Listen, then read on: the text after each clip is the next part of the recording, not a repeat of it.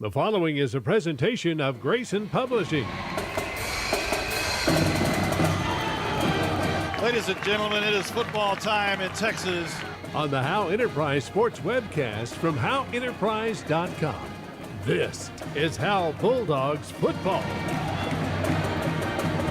Howe Bulldogs football brought to you by Sonic of Howe, Scoggins Funeral Home, Buck Snort Barbecue, Howe Athletic Booster Club, Techway, and Meacham State Farm.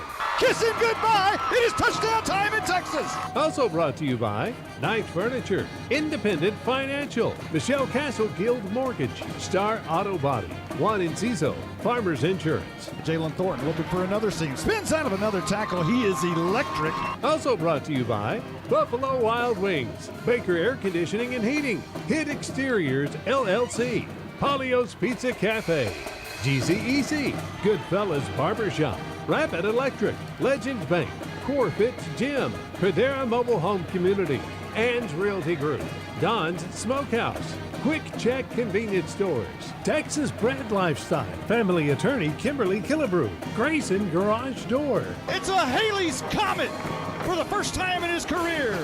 Now let's open the Polio's Pizza Tailgate Party and join the voice of the Howe Bulldogs, Bonnie Walker. District 5-3A has no brakes. East Texas powerhouse Mineola enters the dog pound from their 90-mile bus ride in their Greyhound, packed with gold footballs and blue-chip prospects. Travion Sneed, committed to SMU, plans to leave tracks all up and down the 85-year-old oldest stadium in North Texas. But the young Howe Bulldogs pack the field with sophomores and freshmen who are gaining precious experience as one day they hope to fill their bus rides with gold footballs. It's Mineola at Howe, and it's football time in Texas. You're listening to the Polio's Pizza Tailgate Party.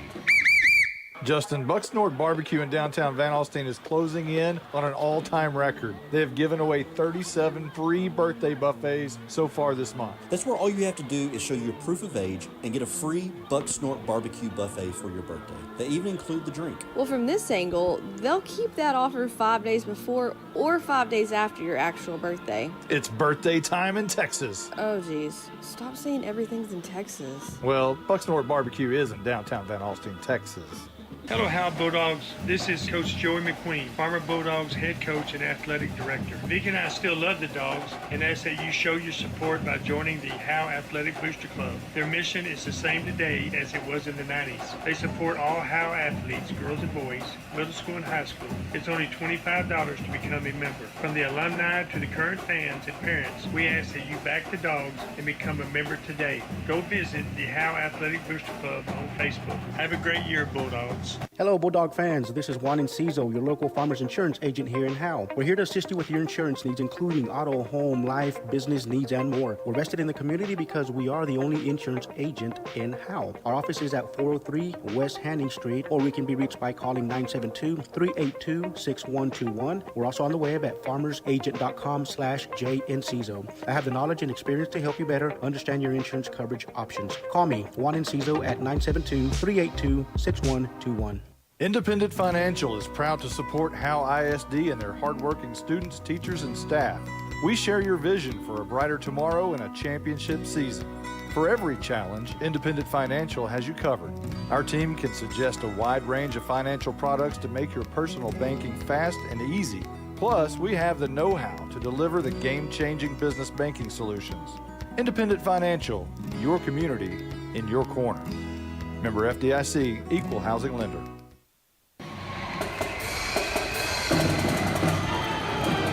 You're listening to the Polio's Pizza Tailgate Party.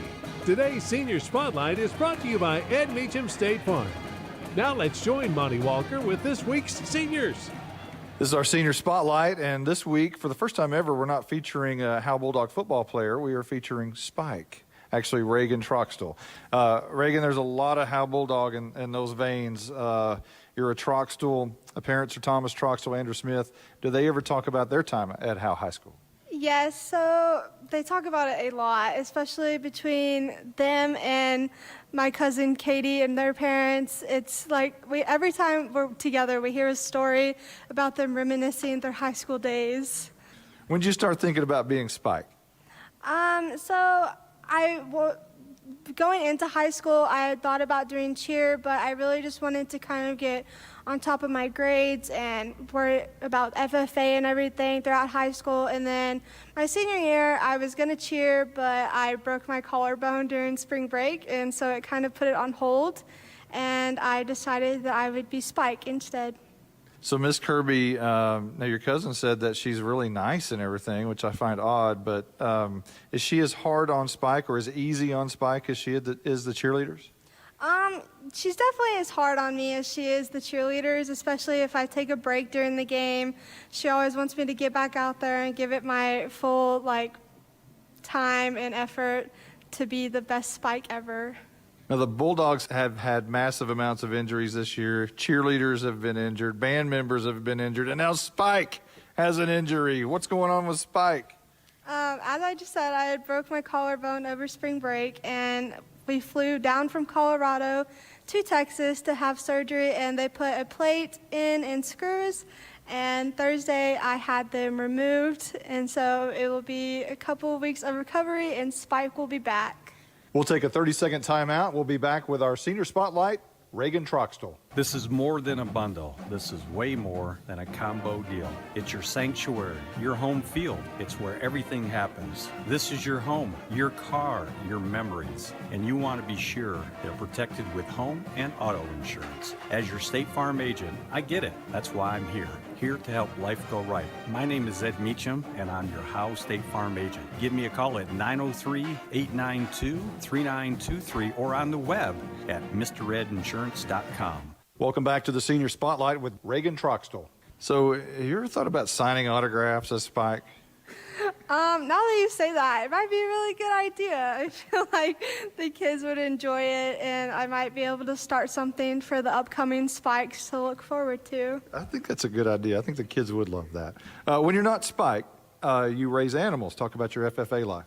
I've been showing steers since I was 8 years old, so this will be my 11th year. It's definitely been more difficult this year, especially with the stock shows being canceled, and we're having to find alternate routes to get to different stock shows in order to show our animals and make the money that we spent on them, especially for my senior year. So it's been difficult trying to find different routes, I guess, to take to get to where we wanted to be. So basketball is starting. You've got your arm in a sling. How's that going to work out? I have about 4 weeks of recovery time, but in 2 weeks I can start playing and shooting again, just no contact. And then in the 4 weeks I can start contact and pushing people around more. Yeah, how does a Troxtel play basketball with no contact? How does that work? I'm definitely very aggressive, I guess. It's definitely difficult to not want to trip people and take the ball away. You are your father's daughter. All right, well, the sling is going to play, hopefully it's recovered by golf season. We're a ways from that. So talk about golf, and you've been a part of that for a while. I started golf my sophomore year when we went to regionals, and it was just a great experience, especially to be with my cousin and Brooke and our other members of the golf team. And I just really like spending time with them, and this year we're all seniors and we're all going to graduate together, and I hope we just go out on the top. Favorite teacher? Mr. and Mrs. Blum. I wouldn't be where I am in the FFA today if it wasn't without them. And I've learned a lot of communication skills and things through FFA that they've helped me do during LDEs and CDEs. Today's Senior Spotlight is brought to you by Ed Meacham State Farm. You're listening to the Polio's Pizza Tailgate Party. If you've ever been in an automobile accident, who do you trust for your needed repairs? Star Auto Body is Texoma's most trusted body shop, serving all of Grayson County and surrounding counties since 1992. Star Auto Body is locally owned and operated. Services include major collision repairs with or without insurance claims, minor cosmetic repairs, parts replacement, and refinishing. Choose Star Auto Body and Alignments in Howe, Texas, 903-532-5365. Star Auto Body of Howe, Texas. This is Michelle Castle with Guild Mortgage, welcoming you to Howe Bulldogs football. Guild has been delivering on the promise of home to hundreds of thousands of people just like you for over 60 years. With a big heart and a desire to serve, we're committed to making life better in our communities. This is where we live, and we're committed to building it with you. Guild Mortgage is an equal housing lender company, NMLS 3274. Michelle Castle, NMLS number 231122. Branch address 714 North Travis Street, Sherman, Texas 75090. All loans subject to underwriting approval. Terms and conditions apply. Subject to change without notice. Buying and or selling your next home should be an enjoyable experience. At Ann's Realty Group, our commitment to the personal relationship of the transaction ensures not only the level of communication that you deserve, but also the assurance that we will be here the next time you need us. We're not a big box real estate company by design. The flexibility that the freedom of being an independent brokerage allows us to be fully at your service as you need us to be. Ann's Realty Group, Ann Dick and Broker for all your real estate needs. 903-818-2676. Since 2011, Scoggins Funeral Home and Crematory has walked with hundreds of families through the most overwhelming time of their lives. Their job is simple: to make this season a little easier. What you can expect is a no-pressure, people-first philosophy, custom services for memorials that you'll remember forever, and reasonable pricing. Tommy and Bobby K. Scoggins have built a reputation over the past 30 years in the funeral business for making every family feel at home. Visit ScogginsFuneralHome.com or call 903-482-5225. You're listening to the Polio's Pizza Tailgate Party. Today's District 5 3A Division I Roundup is brought to you by Grayson Garage Door. Now let's join the blizzard. Blake Burnett with the District 5 3A Division I Roundup. Welcome to 3A Division I District 5. It's the Roundup time. We only have 2 games here tonight because COVID took away 2 games from us. Last week we had 3 games. Howe played at Commerce, Rains played at Winsboro, Pottsboro played at Mineola. Mineola defeated Pottsboro 57-49. This was an all-time classic. Pottsboro marching down the field to tie the game with 47 seconds left to force overtime. They did think about going for 2, but after both teams wasted 2 timeouts, they decided to kick the field goal and send it to overtime. Pottsboro got the ball first and went 4 and out in overtime, and then Mineola got it and scored in 3 plays later, and then they had to go for 2 because tiebreaker rules, and they got it to make the score 57-49. Commerce defeated Howe 49-0. Injuries are just catching up with the Bulldogs this season. Commerce had too much speed. Winsboro defeated Rains 53-48 in a high-scoring game, and it makes you think if Rains had their starting quarterback, this game could have been different, but Winsboro came out on top anyway. That leaves us with 2 games tonight, Mount Vernon versus Winsboro and Howe versus Mineola. Rains will be getting a 17-0 win over Commerce because Commerce had to forfeit due to COVID, and Pottsboro will be getting a 17-0 win over Bonham due to COVID. Mount Vernon versus Winsboro should be a solid game, probably the game of the night in the district. If Winsboro can keep Mount Vernon's offense on the sideline, and they do run the perfect offense for this to happen. If they can't keep them on the sideline, Mount Vernon's offense will score a lot of points. 52-28 in my opinion, Mount Vernon. Howe versus Mineola, the 2 teams that haven't missed a game due to COVID in this district, but Mineola is coming off a huge win a week ago, and they could look past the Bulldogs here tonight, causing this to be a little trap game for Mineola. Howe looks to play the spoiler tonight and get the big upset win. Today's District 5 3A Division I Roundup is brought to you by Grayson Garage Door. Grayson Garage Door. Call them at 903-815-9976. And let them know you heard about them from Howe Football for 20% off your service. You're listening to the Polio's Pizza Tailgate Party. Are you motivated? Coach, we're highly motivated for Sonic.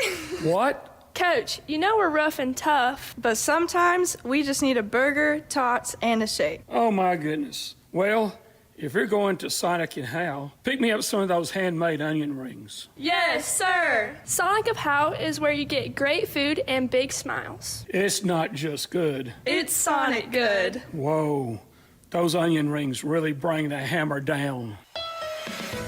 Cooler heads prevail in football, and for over 50 years, Baker Air Conditioning and Heating have been keeping the Bulldogs cooled off. Not too many have reached 50 years in Howe, but Baker Air Conditioning and Heating have been at 215 North Denny Street since Richard Nixon was president. But there's nothing tricky about Baker Air Conditioning and Heating. They have a great reputation by servicing all brands. If the heat gets to you, call them at 903-532-6255. Corfit Gym on Haining Street in Howe has a lot of new things to offer. Did you know they have an Iron Mike batting cage for baseball and softball lessons with on-site instructors? They also have a brand new stand-up tanning bed. Corfit Gym has 4 personal trainers available and features sports performance programs for athletes. At Corfit Gym, memberships are only $40 for the entire family or $30 per individual. Corfit Gym is on Facebook and located at 300 Haining Street in Howe. Call them at 469-371-0603. Who, why, and how? Who are we? We're Pradera Mobile Home Community. Why live in Pradera? Because of Howe. Howe, Texas, that is. Howe is a small community with an outstanding school district and close proximity to all amenities you need. Pradera Mobile Home Community is tucked away between Highway 75 and Highway 5 near Bulldog Stadium. Our residents love that our community is so clean. They also love their 2 parks and their swimming pool. Pradera Mobile Home Community, 903-532-0014.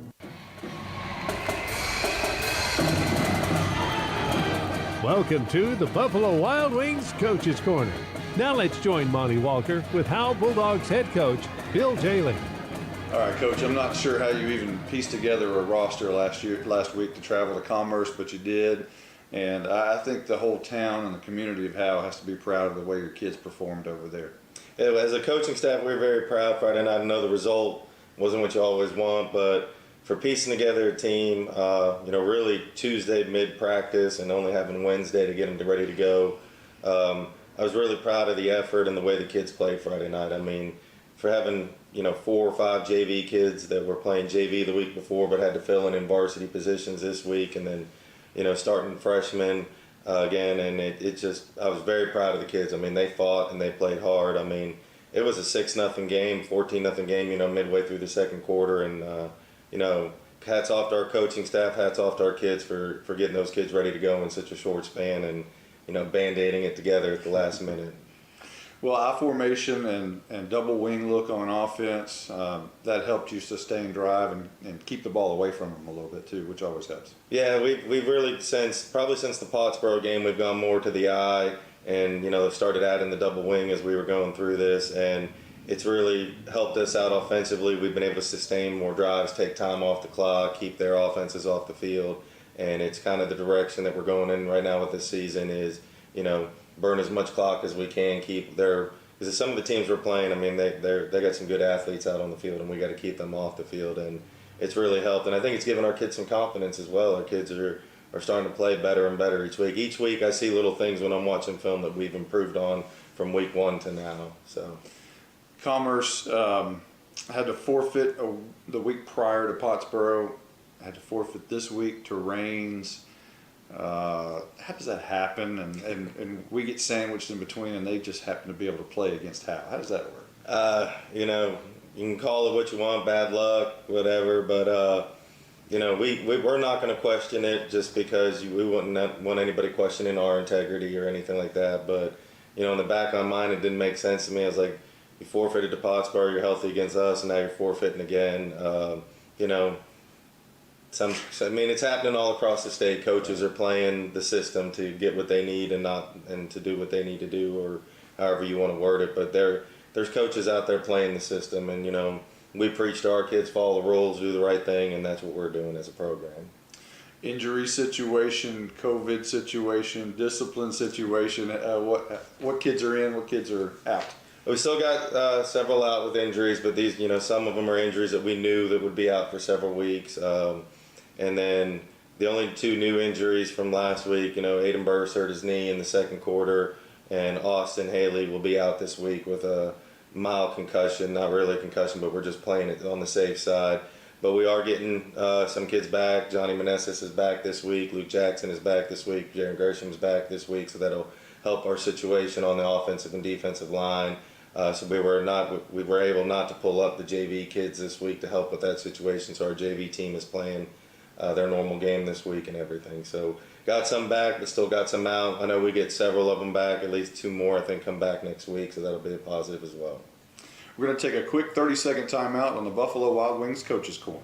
Get to B-Dubs on Thursdays for buy one, get one free boneless wings. Or as we like to say, 100% more wings. That's right. When you buy boneless wings on Thursdays, you get the same amount of wings for $0.00. Basically, the second order is 100% off. So get here for buy one, get one free boneless wings on Boneless Thursdays. Buffalo Wild Wings. Roar! Buy one, get one of equal value free. Dine in at participating locations. Takeout is limited and may vary by location. Size exclusions may apply while supplies last. Limit one offer per customer. Not valid with any other coupon.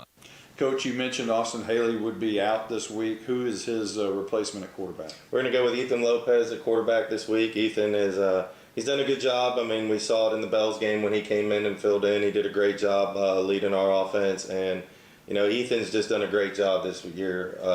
You know, he's buying in. He'll be a senior next year. You know, I'm tagging him as being one of the leaders of our team next year.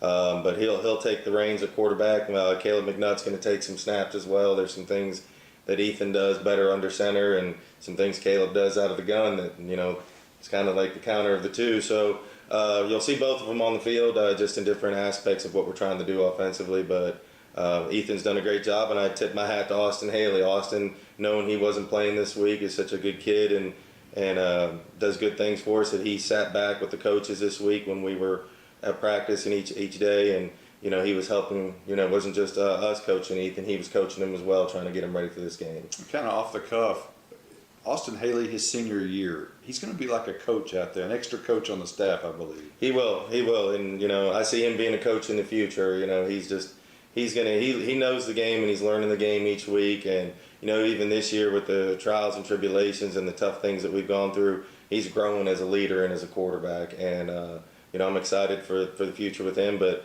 like I said, it's usually when you have kids that are injured, some will stand off to the side. I mean, and some will be in there with the team. And you know, I just tipped my hat to Austin. He was right there, listening to every play call in the huddle that we were calling. And you know, if Ethan had a question at times, you know, Ethan was asking Austin. And that's great, because sometimes kids learn better from their peers than they do their coaches, and it was just as a head coach, it was awesome to witness that this week. Mineola comes to town. They bring with them probably the best player in the region, maybe in the state. Travion Sneed is an outstanding running back, committed to SMU as a linebacker, just an incredible athlete. What do you see from Mineola? Mineola is, I mean, you got to stop 23 to stop them. He's a big, powerful, physical runner. You know, he'll run you over. He'll stiff arm you. But what makes him such a good football player is when I was showing the film to the kids, I was like, this kid is a complete football player for 3 reasons. He's big, he's dynamic, but he plays the game the right way. When I say that, I mean is he'll block. I mean, that's not one of those running backs that only plays when the ball's in his hand. I mean, you watch him, he'll go out and block, and he'll block hard. Yeah. But I see Mineola, you know, they're going to pound the ball with him. They're going to hand the ball to 22. They're going to throw the ball to 22. They're not as big as some of the teams we played this year, but they're very stout on the front offensive and defensive lines. They are a running team. They're going to try to run it, and they do a really good job of getting you based off of formation where they want you to be in to get that ball to Travion Sneed. You know, we've been preaching to our kids all week. We're going to line up this way. You know, we're going to put our kids in positions to make plays. But I mean, they got to tackle that kid, and he's going to be hard to tackle. We're working all week tackling low, but sometimes tackling low is not the answer with him, because I've seen teams try to tackle him low, and he's just shoving them into the ground. So it'll be a challenge for us, definitely. But yeah, do you have a back in practice that can simulate Travion Sneed? The closest one this week that we tried was Kevin Flores, but it didn't match the speed. You know, a couple of times Coach Murray got back there, but I mean, it's hard to simulate that. I mean, and you know, in some of the teams that we played this year with the big physical players that they've had, you can't simulate that in practice. So we do the best we can to simulate it, and then, you know, Friday night the first quarter's there to get used to it, and then we go. It's maybe one of the best players to land on Bulldog Stadium since Bam Morris back in the late 80s. When it's all said and done,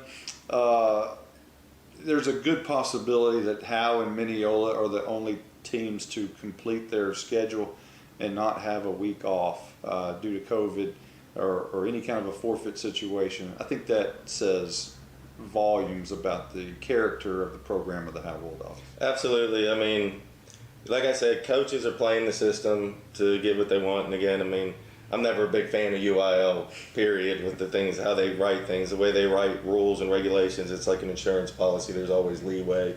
So, coaches are playing the system. I don't like that we're playing Bonham next week and they've had 2 weeks off to heal and rest up, and we're running a gauntlet right now every week. We're banged up, but we're still going out and playing. But, yeah, it's a testament to our program and our kids and the character that we're teaching.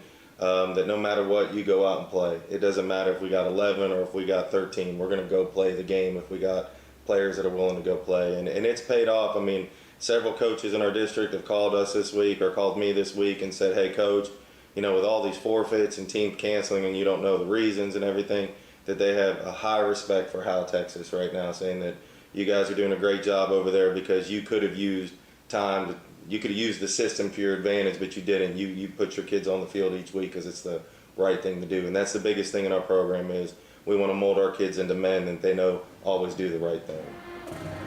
Today's Coach's Corner has been brought to you by Buffalo Wild Wings. You're listening to the Polio's Pizza Tailgate Party. Get to B-Dubs on Thursdays for buy one, get one free boneless wings. Or as we like to say, 100% more wings. That's right. When you buy boneless wings on Thursdays, you get the same amount of wings for $0.00. Basically, the second order is 100% off. So get here for buy one, get one free boneless wings on Boneless Thursdays. Buffalo Wild Wings. Roar! Buy one, get one of equal value free. Dine in at participating locations. Takeout is limited and may vary by location. Size exclusions may apply while supplies last. Limit one offer per customer. Not valid with any other coupon. At Grayson Cullen Electric Cooperative, GCEC, we have been around for over 80 years and are governed by 7 principles: open and voluntary membership, democratic member control, members' economic participation, autonomy and independence, education, training, and information, cooperation among cooperatives, and concern for community. One of our communities is Howe, Texas, and GCEC is proud to support the Howe Bulldogs. This is Coach Jim Fry, former Bulldog head coach and athletic director. Connie and I still love the Dogs and ask that you show your support by joining the Howe Athletic Booster Club. Their mission is the same today as it was in the 80s. They supported all Howe athletes, girls and boys, middle school and high school. From the alumni to the current fans and parents, we ask you to back the Dogs and to become a member today. This is Coach Jay. Visit Howe Athletic Booster Club on Facebook. Bulldog pride never dies. Justin, Bucksnord Barbecue in downtown Van Alstyne is closing in on an all-time record. They have given away 37 free birthday buffets so far this month. That's where all you have to do is show your proof of age and get a free Bucksnort Barbecue buffet for your birthday. They even include the drink. Well, from this angle, they'll keep that offer 5 days before or 5 days after your actual birthday. It's birthday time in Texas. Oh, geez. Stop saying everything's in Texas. Well, Bucksnort Barbecue is in downtown Van Alstyne, Texas.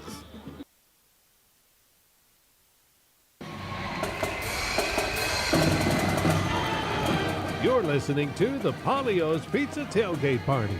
Today's Opposite Corner is brought to you by Texas Bred Lifestyle. Now let's join Monty Walker in the Opposite Corner. We're visiting with Luke Blackwell, the head coach of Mineola. Coach, you're living the dream, head coach of your alma mater, married your high school sweetheart, 2 kids wearing orange. Is this how you drew it up? Well, I'll tell you, it's not exactly how I drew it up. I really never envisioned, coming back and having an opportunity to work here and be a part of this program and definitely not, as a head coach, athletic director. But I think, ultimately that's part of God's plan sometimes, and things don't work out always like we think they're going to, but they work out in God's timing, and I've certainly been blessed to be here and have this opportunity to be here for these kids. Now, you were the DC during the state championship run in 2016. We broadcast a great game with Howe that year in the regional finals. Talk about how special that year was for you guys. I tell you what, it was, in a lot of ways it's because that group of kids had played so much and gotten so close and tasted it, and it was just good to see them, have the opportunity to go all the way and finish that off, with the state championship. And, speaking of Howe, I tell people all the time when they ask about 2016, I said I thought that was the toughest game and the toughest team to prepare for that year. And, they certainly had had a really tough group of kids that year and tough schemes and a good program, and it was a really, really tough game. You've been heavily involved in the track program at Mineola over the past 12 years. Track and football, kind of like your high school sweetheart, they go hand in hand, and you've had a successful track program. Talk about that. Well, yeah, I do. I believe in that. I believe that that the two very much go together, and I think, track-wise, I mean, it's obvious to kind of see from a speed development standpoint how that would benefit you in football. But I really think you get more out of the mental aspects of the track and field than anything else.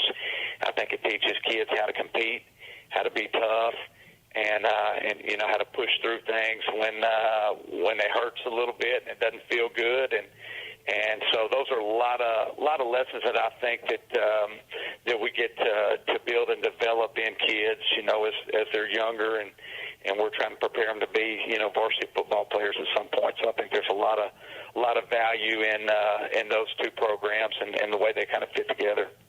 Pottsboro, a week ago, you had a tremendous win in overtime. Huge win for you guys.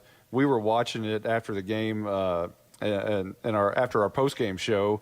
4 consecutive timeouts, I think. A lot of chess matching going on. What a great win for you guys. Well, it was, and we knew it was a big opportunity for us, and kind of coming off of a tough loss the previous week in Mount Vernon, and we felt like we had opportunities in that game and kind of let it get away from us, and I was just awful proud of our kids and the way we battled, in the Pottsboro game, because we got down quite a bit early on there, but we found ways to stay with it and battle back and kind of get it close to, get it back to a one-score game going into the half, and I was just proud of our kids and the way we competed and fought right there into the very end. My very first game on varsity as a sophomore was against a kid named Bam Morris over at Cooper. I've got a freshman that's going to play both ways on the field Friday night, and I think one day he may be telling the story that he played against Travion Sneed. He's a special athlete. What do you see for his future? Is he committed anywhere? Yeah, Trey is committed to SMU, and I think it's going to be a good fit for him. He's an awful special player, obviously, and I think people that have seen him play would say that about him, and I would tell you that he's a special person. I think he's does an awful lot for us, on and off the field. He's a high character kid. He's good in the classroom. He's a leader for us, at practice and in the locker room. In addition to the things that you see on Friday night. So he is a very special kid and a special player for us.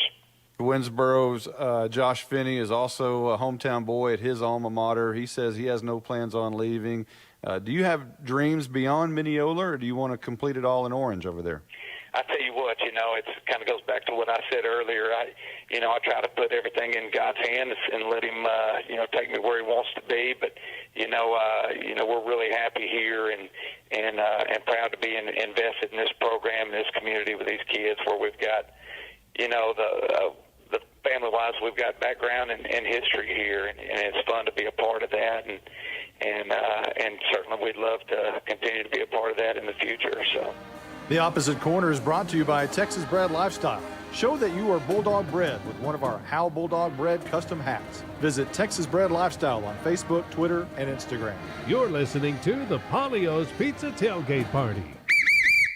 Hello, Bulldog fans. This is Juan Enciso, your local farmer's insurance agent here in Howe. We're here to assist you with your insurance needs, including auto, home, life, business needs, and more. We're vested in the community because we are the only insurance agent in Howe. Our office is at 403 West Hanning Street, or we can be reached by calling 972-382-6121. We're also on the web at farmersagent.com/JEnciso. I have the knowledge and experience to help you better understand your insurance coverage options. Call me, Juan Enciso, at 972-382-6121. Independent Financial is proud to support Howe ISD and their hardworking students, teachers, and staff.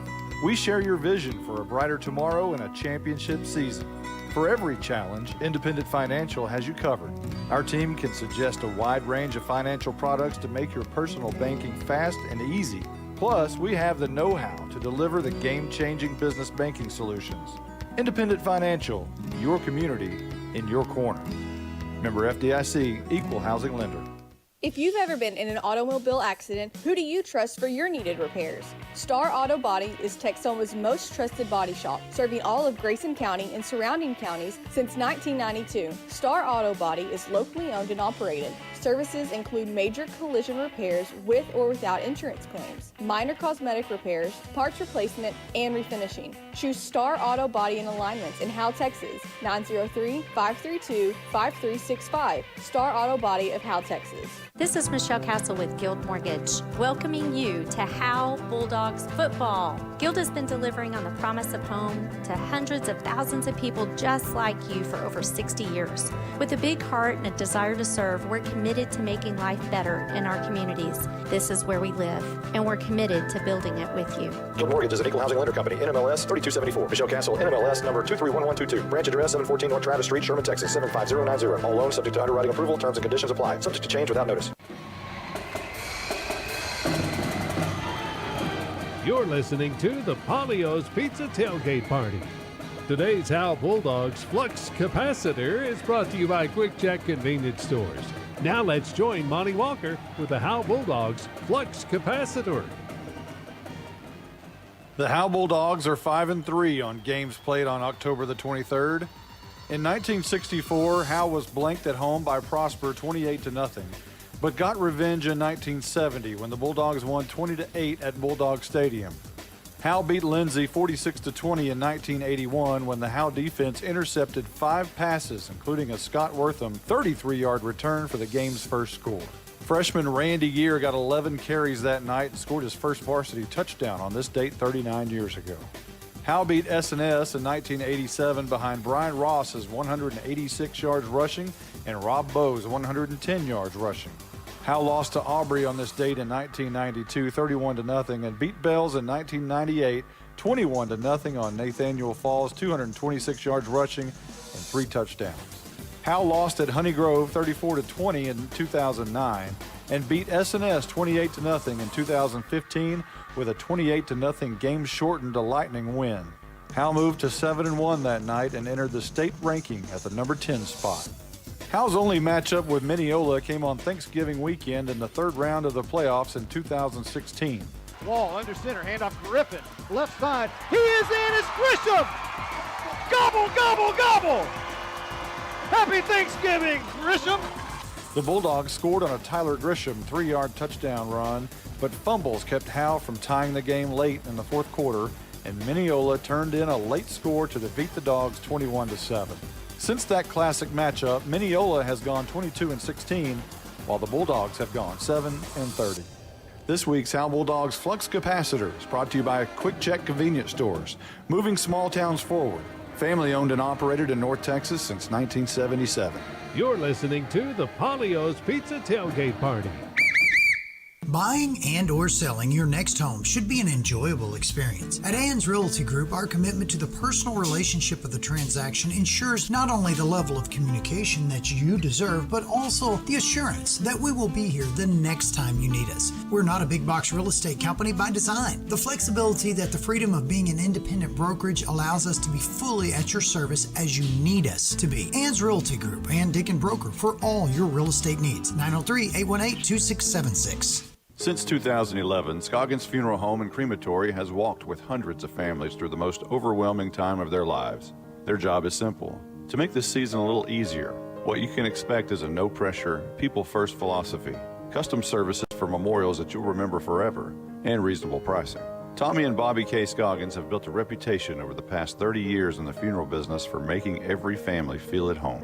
Visit ScogginsFuneralHome.com or call 903-482-5225. Are you motivated? Coach, we're highly motivated for Sonic. What? Coach, you know we're rough and tough, but sometimes we just need a burger, tots, and a shake. Oh my goodness. Well, if you're going to Sonic and Howe, pick me up some of those handmade onion rings. Yes, sir. Sonic of Howe is where you get great food and big smiles. It's not just good. It's Sonic good. Whoa. Those onion rings really bring the hammer down. Cooler heads prevail in football, and for over 50 years, Baker Air Conditioning and Heating have been keeping the Bulldogs cooled off. Not too many have reached 50 years in Howe, But Baker Air Conditioning and Heating have been at 215 North Denny Street since Richard Nixon was president.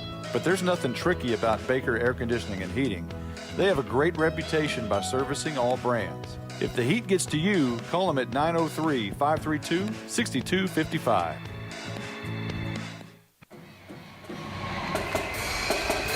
On the Howe Enterprise Sports webcast from HoweEnterprise.com. This is Howe Bulldogs football. Today's scene setter is brought to you by Baker Air Conditioning and Heating, proud partner of Bulldogs Athletics. Howe and Mineola met once before. It was late in November, long after the ghouls and goblins were packed away into the attic.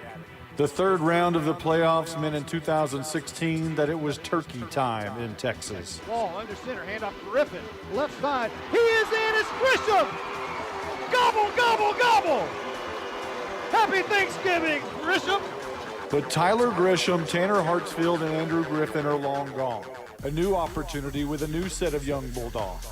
The Yellowjackets of Mineola are still as fierce as ever.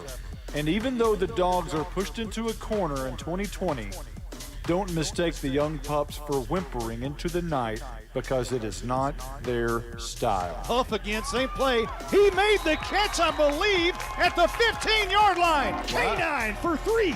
What a catch by McNutt. The future's bright here. We just got to ride this storm. Those young kids came together and they played hard. I'm very proud of all our young kids. It's the Howe Bulldogs and the Mineola Yellowjackets. Here we go, live from the Dog Pound. This is Bulldogs football.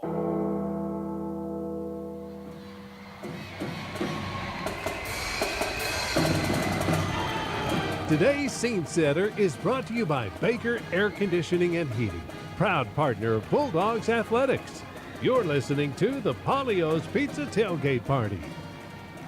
On the Howe Enterprise Sports webcast from HoweEnterprise.com. This is Howe Bulldogs football.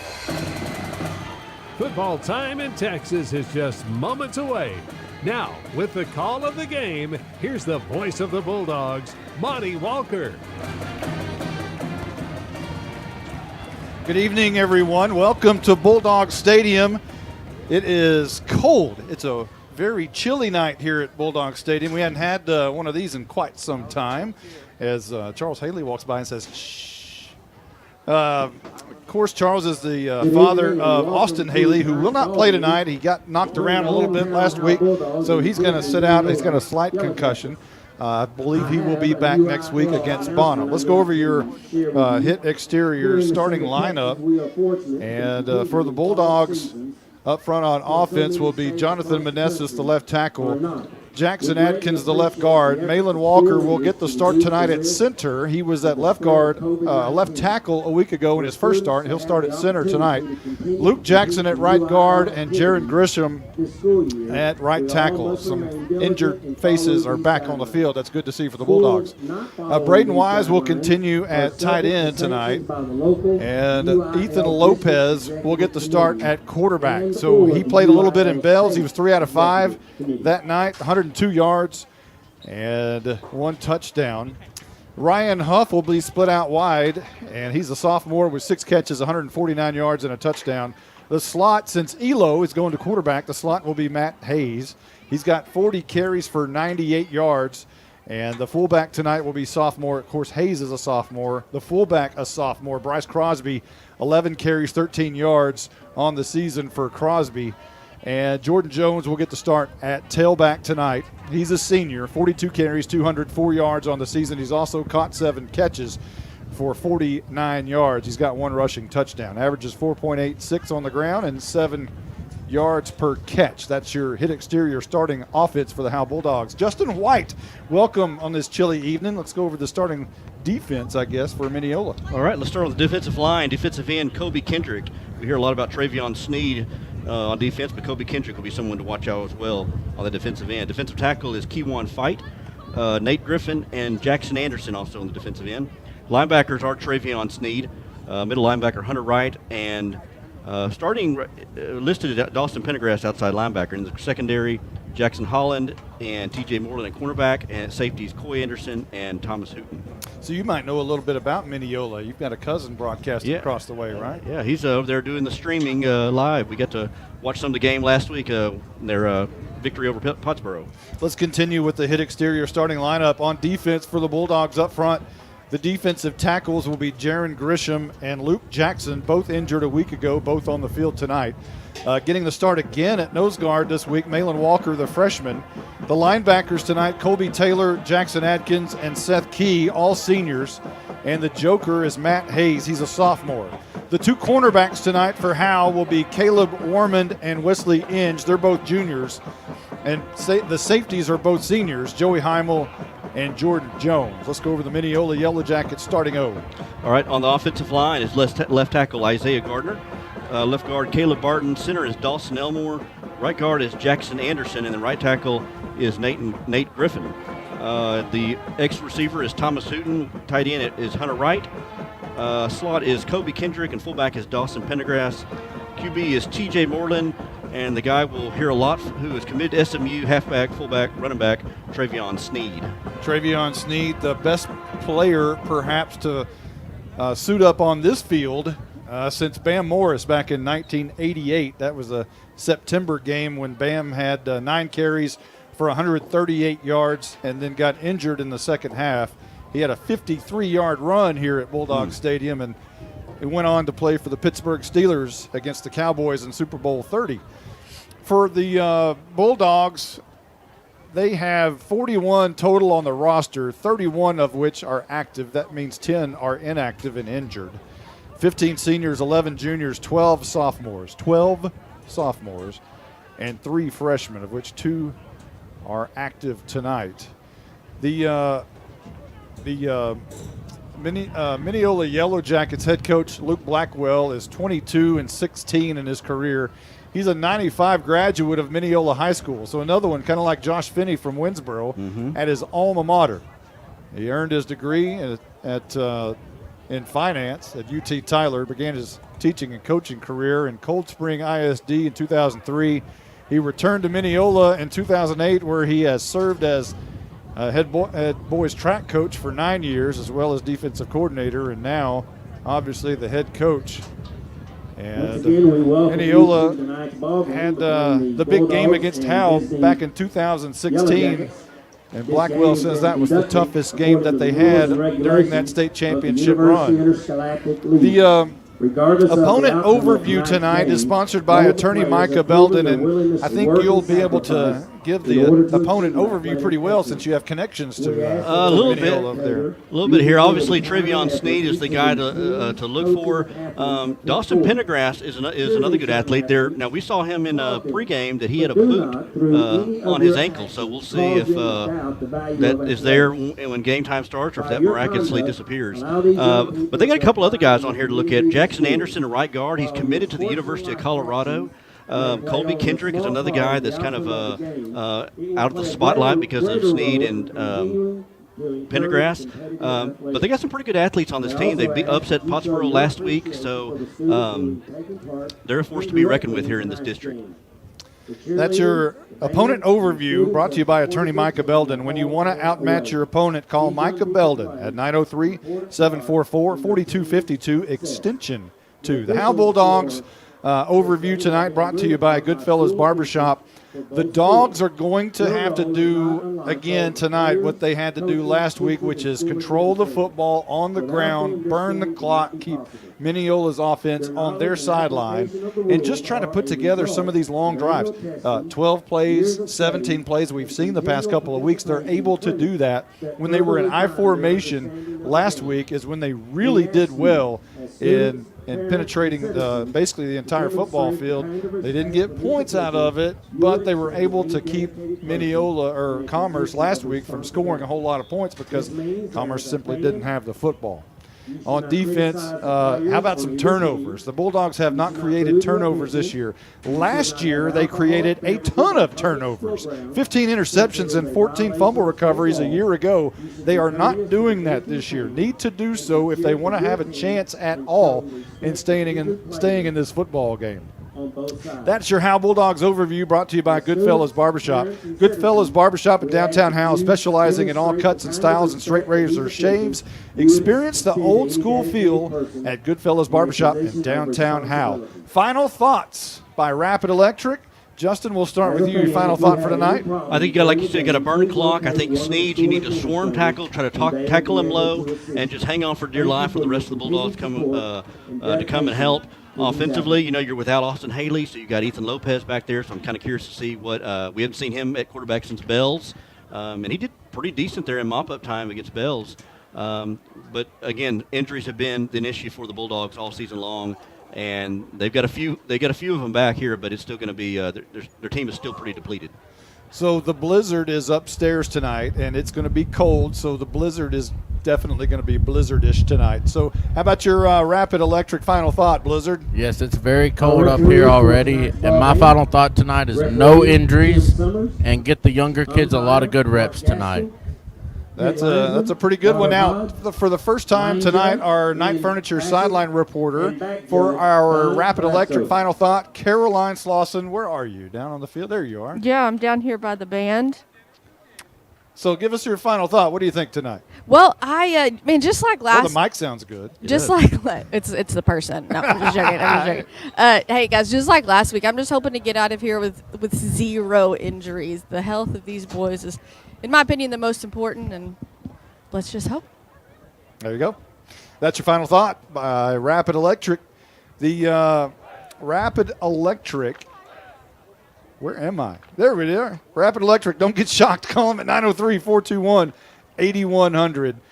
Rapid Electric, I tell you what, they've done some work for me and done an outstanding job. Matter of fact, they've helped install all the speakers here behind the bleachers and at the concession stand. So if you're listening over there, you can thank Rapid Electric.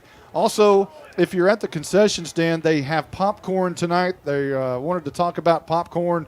So the FFA boosters are running the concession stand over there. Give the Blums a howdy from us and get you some popcorn. So next on the list, we have the Tech Wave kickoff coming up. We're going to take a quick timeout. We have the officials tonight, though. I'll tell you what, let's do that later. Let's take a quick timeout. We'll be right back right after this. Justin, Bucks North Barbecue in downtown Van Alstyne is closing in on an all-time record. They have given away 37 free birthday buffets so far this month. That's where all you have to do is show your proof of age and get a free Buck Snort Barbecue buffet for your birthday. They even include the drink. Well, from this angle, they'll keep that offer 5 days before or 5 days after your actual birthday. It's birthday time in Texas. Oh, geez. Stop saying everything's in Texas. Well, Bucks North Barbecue is in downtown Van Alstyne, Texas. Hello, Howe Bulldogs. This is Coach Joey McQueen, Farmer Bulldogs head coach and athletic director. Vic and I still love the Dogs and ask that you show your support by joining the Howe Athletic Booster Club. Their mission is the same today as it was in the 90s. They support all Howe athletes, girls and boys, middle school and high school. It's only $25 to become a member. From the alumni to the current fans and parents, we ask that you back the Dogs and become a member today. Go visit the Howe Athletic Booster Club on Facebook. Have a great year, Bulldogs. Welcome back. The officials tonight will be referee Tim Summers, the umpire Mark Gaskill, the head linesman Robert Hodge, the line judge is Lynn Fassig, and the back judge is Don Glasgow. That's your officials tonight here at Bulldog Stadium. We I'm going to have Elo tonight, I believe, be the captain. Of course, we can only have one captain now because of COVID. Some injuries tonight that will not be suiting up. Of course, Jalen Thornton hasn't suited up in a while. We talked about Austin Haley not able to play tonight, have a little concussion a week ago. Carson Daniels out tonight. We think he might be able to be back a week from now. Cooper Jones is still out. He got poked in the eye a couple weeks ago, so he will not be for the rest of the season. We hear he's out. Caleb Hicks is out. He had a concussion, really got knocked hard a couple of weeks ago, and he is out. Raul Hernandez is out. Brantley Flynn is still out, nursing an injury. Dakota Harrington nursing a knee injury. Will Fleming nursing a knee injury, and Matthew Bearden has a finger injury. He hasn't played all year, except I think for a little bit against Callisburg, the very first game, week 1. So that's your injury situation. We ought to have an injury sponsor. Yeah, really. They get a lot of lot of mentions. So the Howe Bulldogs, I believe, getting ready to run through the tunnel. And from what I understand, we have a school song, fight song. No tunnel for Mineola. Have we seen this before? I mean, that's a long drive. It's a 90-mile drive to get over here. Did they just not want to bring, extra diesel fuel to bring the whole tunnel over here? What do you think? That, or they may be doing the old paper, like the 80s and 90s, where you ran through the poster board or whatever it is, the construction paper. And they may not be doing that. It looks like they're just going to run between. They're just going to carry a flag, and they're not. I mean, it's like 8th grade. Right. They've also got a sledgehammer, so I don't know if 8th grade carries sledgehammers. No, that sledgehammer. Hey, Coach Simmons has a sledgehammer. You got to watch out with those sledgehammers. So, and I bet Snead is the one carrying the sledgehammer. And here comes Mineola through their little victory line, and a little crowd from Mineola has made it over here. Not a big one, but that's a long drive all the way over here to Howe, Texas, from Mineola. They are in all white, white helmets, white pants, and white uniforms with orange numbers. And the Bulldogs getting ready, to come through their tunnel. They've got a victory line. They do have the big Bulldog tunnel that's getting some age on it. I know it's had quite a few repairs, but Loretta Anderson provided that tunnel many years ago, and it still looks great, but it's getting some age on it a little bit. I think there's a lot of kids that are running through that tunnel tonight ran through it when they were in Pee-wee. Here come the Bulldogs in all black. Black pants, black jerseys, black helmets. It's a good look. Thick gray stripe down the side. White numbers outlined in gray. And the sleek silver dogs on the helmet. And the Bulldogs race from the north end zone all the way down to the south end zone where they'll take a knee and get ready for the prayer and get ready for the kickoff. You can hear the pride of Howe. Tell you, it's good football weather. You got the dormant grass starting to show up here. This is prime football time right now. Good football weather from the guy in the booth. Guilty. Hey, I tell you. Hey, I've done that time out there too. I do feel bad for you. Thank you. How is it up there, Blizzard? Windy and cold, yeah.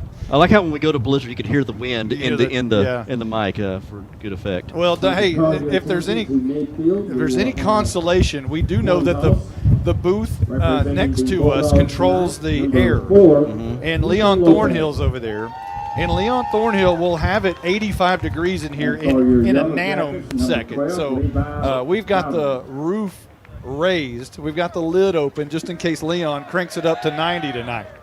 We have to shed our jackets and tops here in a little bit. We may pull it down. Oh, we're in the coin toss. Tails. Tails, I'm going to let it hit the ground.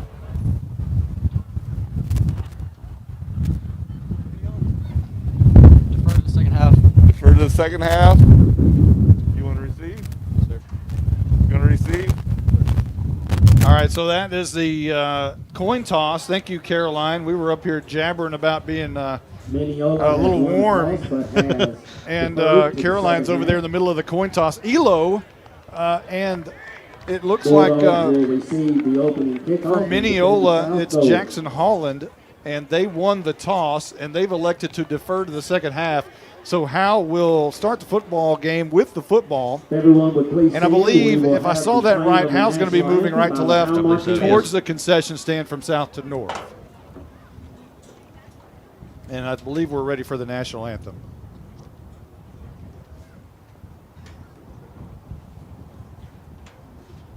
I think we're ready. We're almost ready. Here we are.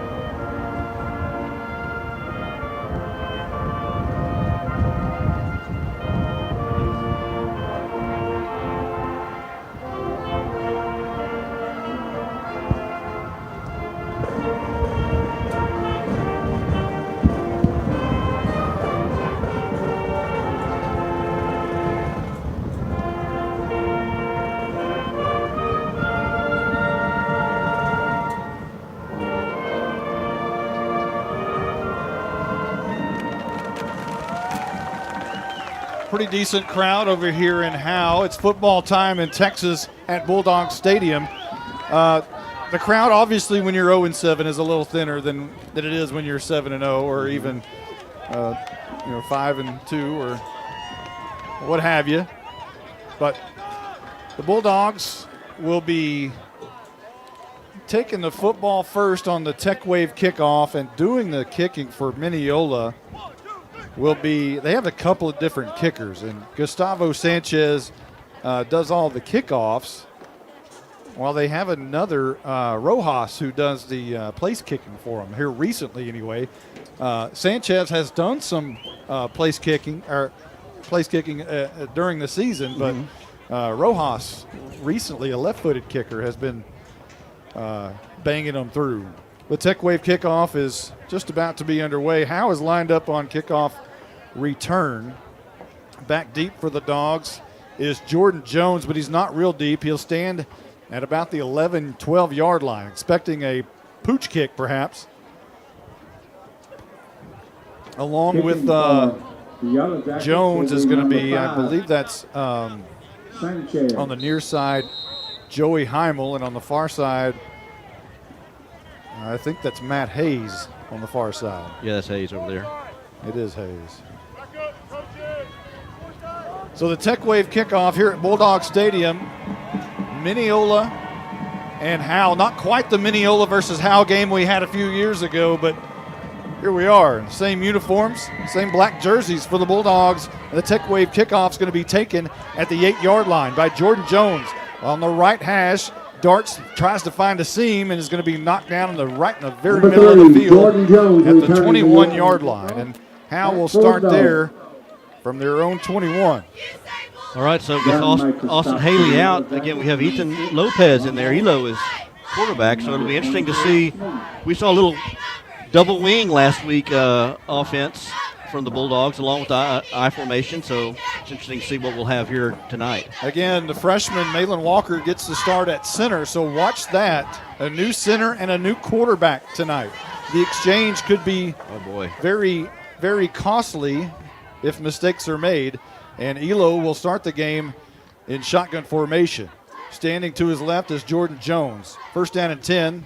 It's going to be a handoff to Jones and a halfback pass down the field. Wide open, Ryan Huff caught it at the 48, sprinting towards the end zone. He's got the 20, makes a cut to the inside 15, knocked down at the 10-yard line, inside the 10 to about the 5. How about that? Some trickery, razzle-dazzle on play number 1 at Bulldog Stadium. You're 0-7 playing one of the best teams in the district? Why the heck not? Why not? They hand off to Jones, and then Jones just threw it long, and Huff got behind the coverage. Nobody was there. And lucky for the Yellowjackets, they were able to bring him down. Now you've got a score here on this. You're inside the red zone. First and goal from the 7. Elo goes under center. Man in motion is Jones. They toss it to him, right guard, up the middle. Not much doing there. Maybe back to the line of scrimmage. Maybe a yard. They'll give him a yard, or perhaps 2 to the 5. Elo was talking to him before the game about his new center, Malin Walker, and he said he feels very safe because he feels like he's so small right behind Malin. That's good. That's good. Feels protection. Feels comfortable. Second down and goal from about the 5. 10:30 and rolling here in the first quarter. Howe on a huge halfback pass from Jordan Jones to Ryan Huff to start the game on play number 1. 2 receivers come near side and a slot to the right. Matter of fact, double wing, and this is going to be a handoff to Jones running right side. He is in! It is touchdown time in Texas! How about that? Give it to Jones, goes around the right side. Nobody touched him. Use that speed to get around that corner, and the Bulldogs have struck first. JoJo Power around the right side for 5 yards. 3 plays just like that. And this is something the Bulldogs do. They start out pretty well here in the first quarter, maybe halfway through the second quarter. Let's see if they can sustain that. 3 plays, 79 yards, and there's your PAT by K9, who is now K66, Kevin Flores. And it's 7-0 Howe. Whoa, who saw that? We'll be right back. Hello, Bulldog fans. This is Juan Enciso, your local farmer's insurance agent here in Howe. We're here to assist you with your insurance needs, including auto, home, life, business needs, and more. We're vested in the community because we are the only insurance agent in Howe. Our office is at 403 West Hanning Street, or we can be reached by calling 972-382-6121. We're also on the web at farmersagent.com/JEnciso. I have the knowledge and experience to help you better understand your insurance coverage options. Call me, Juan Enciso, at 972-382-6121. Independent Financial is proud to support Howe ISD and their hardworking students, teachers, and staff. We share your vision for a brighter tomorrow and a championship season. For every challenge, Independent Financial has you covered. Our team can suggest a wide range of financial products to make your personal banking fast and easy. Plus, we have the know-how to deliver the game-changing business banking solutions. Independent Financial, your community in your corner. Member FDIC, Equal Housing Lender. Your hit exterior scoring drive recap for Howe. To start the game, 3 plays, 79 yards, 7-0. They lead. 10-17 left to go in the first, and the ball falls off the tee. On the Tech Wave kickoff, they'll have to reset it. Looks like Howe's going to onside kick there. The big play on the first drive was the very first play of the game, a halfback pass from Jordan Jones to Ryan Huff. And now the ball falls off the tee again. And now they're going to have a hold. Yeah, they're going to have somebody to hold that. And this may change everything that Howe wanted to do because it appeared that they were trying to onside kick.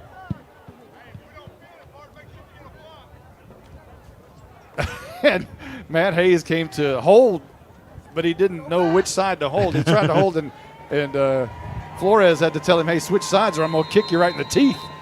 And your Tech Wave kickoff is going to be an onside kick. At the 50, it takes a big hop, and it rolls on the ground, and Mineola is going to take it at the 49-yard line on their side of the field, just shy of midfield. And the Bulldogs trying to capitalize and get some momentum there after that big first score. Man, pulling out all the stops, halfback pass, onside kick. Why not? Why not? You know, we didn't talk as much, too, about that pass, how good of a pass that was from Jordan Jones to Huff. It was a great pass. It was a great pass. It certainly was, and it was like Huff was playing center field down there. All right, here we go with this. First and 10, first glimpse of Travion Sneed. And he'll be in I formation or pistol, and he'll get the hand left tackle, and he bounces out and finally brought down after about a 2-yard gain. And Luke Jackson's going to get off the turf.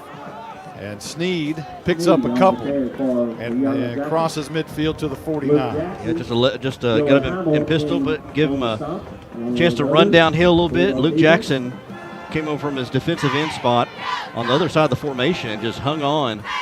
Sneed grabbed it for 2 yards. Second down and 8. Left to right goes Mineola in all white. Pistol formation, handoff again to Sneed coming near side. Being chased down, stiff arms Jackson Adkins and pushed out of bounds by Jackson Adkins. He grabbed his feet, and now he gives a stiff arm with an elbow to Adkins, and Adkins says, hey, I'll push you right back, kid. Close to a first down, about a yard short.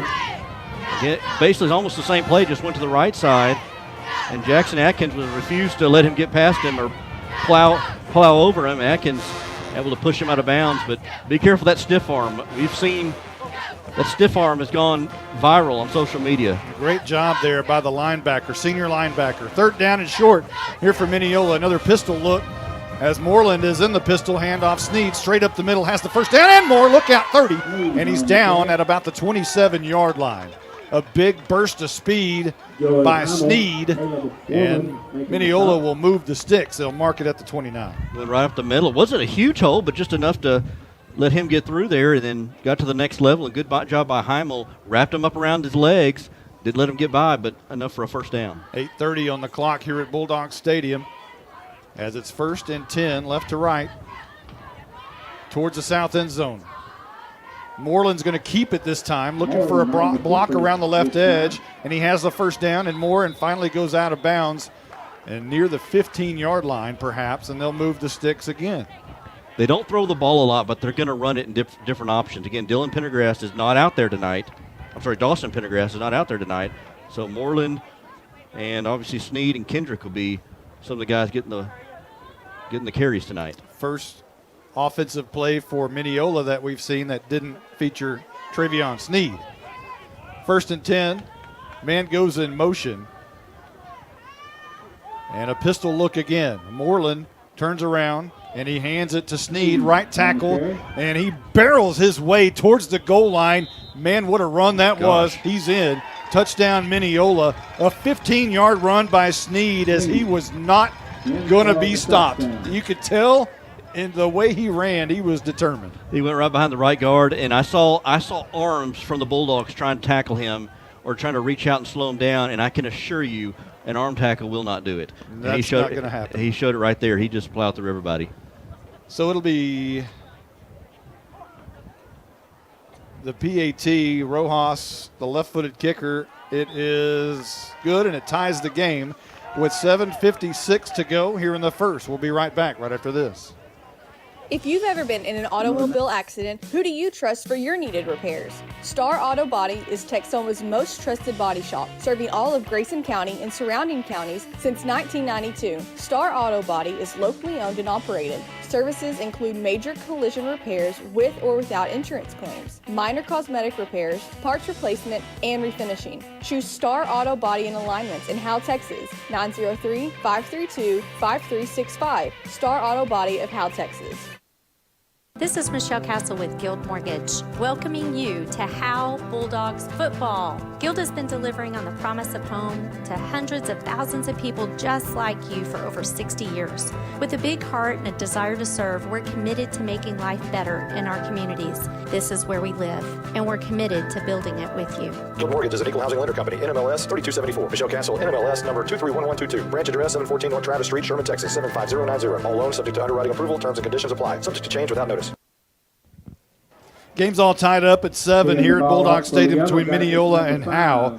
It was a 5-play, 51-yard drive by Mineola, capped off by a 15-yard touchdown by Travion Sneed to tie the game at 7. And that is your hit exterior scoring drive recap. The Tech Wave kickoff is just about underway as Mineola's lining up for it. It'll be, again, that is Sanchez who kicks off, but it's Rojas who does the PATs. And Sanchez bangs this one pretty deep, right in the middle of the field, right hash actually to Jordan Jones. Coming straight up the field, now cuts left and is buried. He thought about for a moment going left, but he went nowhere. 17-yard line. So they'll start at about the 17. Will the Bulldogs going right to left? Well, let's see if the can we go halfback pass? Yeah, do you double down, do it again, see if they're covering it? How about this side? Just do it to the other side. Yeah, go left. Yeah. But let's see if the real offense comes out here, see if they try to ground and pound here and bleed more to this clock. The offense comes back onto the field. 1st and 10 for Howe. Again, up front for the Bulldogs, Meneses, Adkins, Walker, Jackson, and Grisham. Elo, the quarterback tonight, will go under center here in a double wing look on 1st and 10. And a false start. Something happened there with maybe the exchange, or maybe somebody just jumped off sides. It'll be a penalty against Howe. It's the 5-yard variety, so it'll be 1st and 15. Well, they're still talking about it. What are they talking about? Yeah, they are. There they go. They're going to back it up 5. It's a delay of game. Delay of game. Okay. Wow. Okay. 5-yard penalty. Wow. Which is not good to have delay of game on your first drive of the play of the drive. It seemed very quick. It did. That did. Huh. Okay. All right. Well. So here come the Bulldogs again. 1st and 15 now. And another double wing look. Looks like the same formation as Elo will go under center. Sends a man in motion. He turns and tosses. I think that's Matt Hayes. And Hayes is going to get maybe 1. Matt Hayes carrying for the Bulldogs. I think he gets 1 on the carry. Maybe 2. Or did he just get back to the line of scrimmage? Maybe no gain. Hayes, one of the harder runners on this team. Trying to find a hole there on that left side. Just couldn't find anything. Good job by the Yellowjackets there to cover up the gaps. You know, we've talked an awful lot about Sneed being the stud running back that he is but he is going to SMU as a linebacker. Yeah, I think a lot of people don't realize that he's a really good linebacker. Can really move. He's a full football player. Here's a trap on the inside, and boy, right there, sniffing it out immediately was the defensive end, Kobe Kendrick, right there to make the stop. Nothing doing, and a loss on the play, I believe. Back to the 11. Kobe Kendrick on the defensive end, 6'2", 216 that he's listed as, and he was right there in the backfield. Boy, he dropped duty in a hurry. 6:38 on the clock. And Elo goes back in pistol.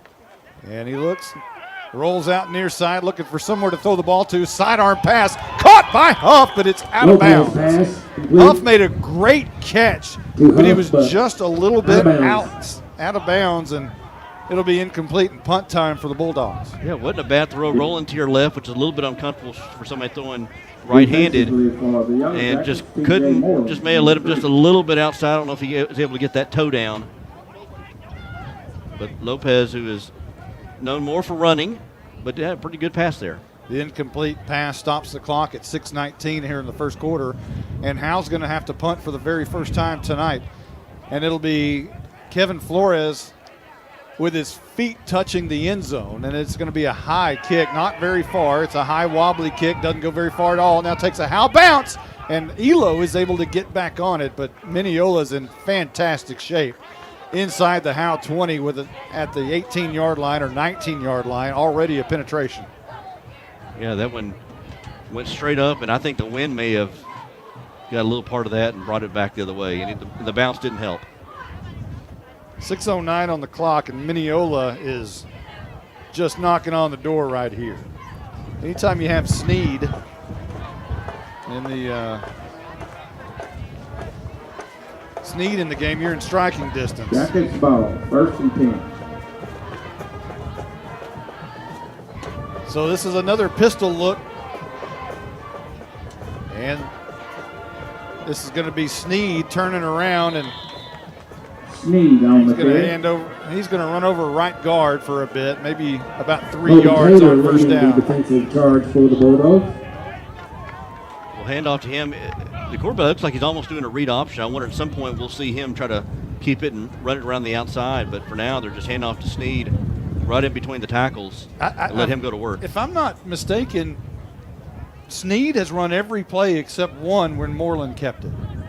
I believe so. I know Blizzard knows. Second down, they'll give him 4, so 2nd down and 6. Moreland tosses Sneed, makes a cut, now heads out to the right side, spins at the 5, now spins at the 3, won't go down inside the goal line. Is he close? He's in. My goodness. Wow. What a run by Sneed. 16-yard touchdown for the Yellowjackets, and they take the lead 13-7 with 5:20 left to go here in the first. My goodness. Well, there we start to see why he's showing off. Going the next level. A pitch out the right side. He cut, he sidestepped, he spun. He had just about every move in the book there, and able to get into the end zone for a touchdown. He looked the part there. So here's Rojas on for the PAT. It's on the tee. The kick is low, line drive, but good. Boy, barely. Pitching wedge right there. 5:20 left to go in the first. Mineola takes the lead 14-7. We'll be back right after this.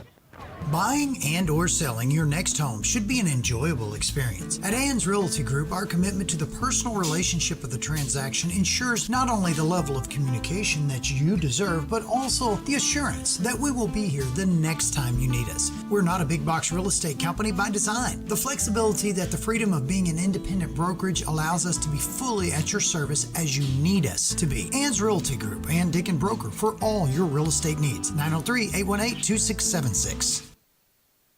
Since 2011, Scoggins Funeral Home and Crematory has walked with hundreds of families through the most overwhelming time of their lives. Their job is simple: to make this season a little easier.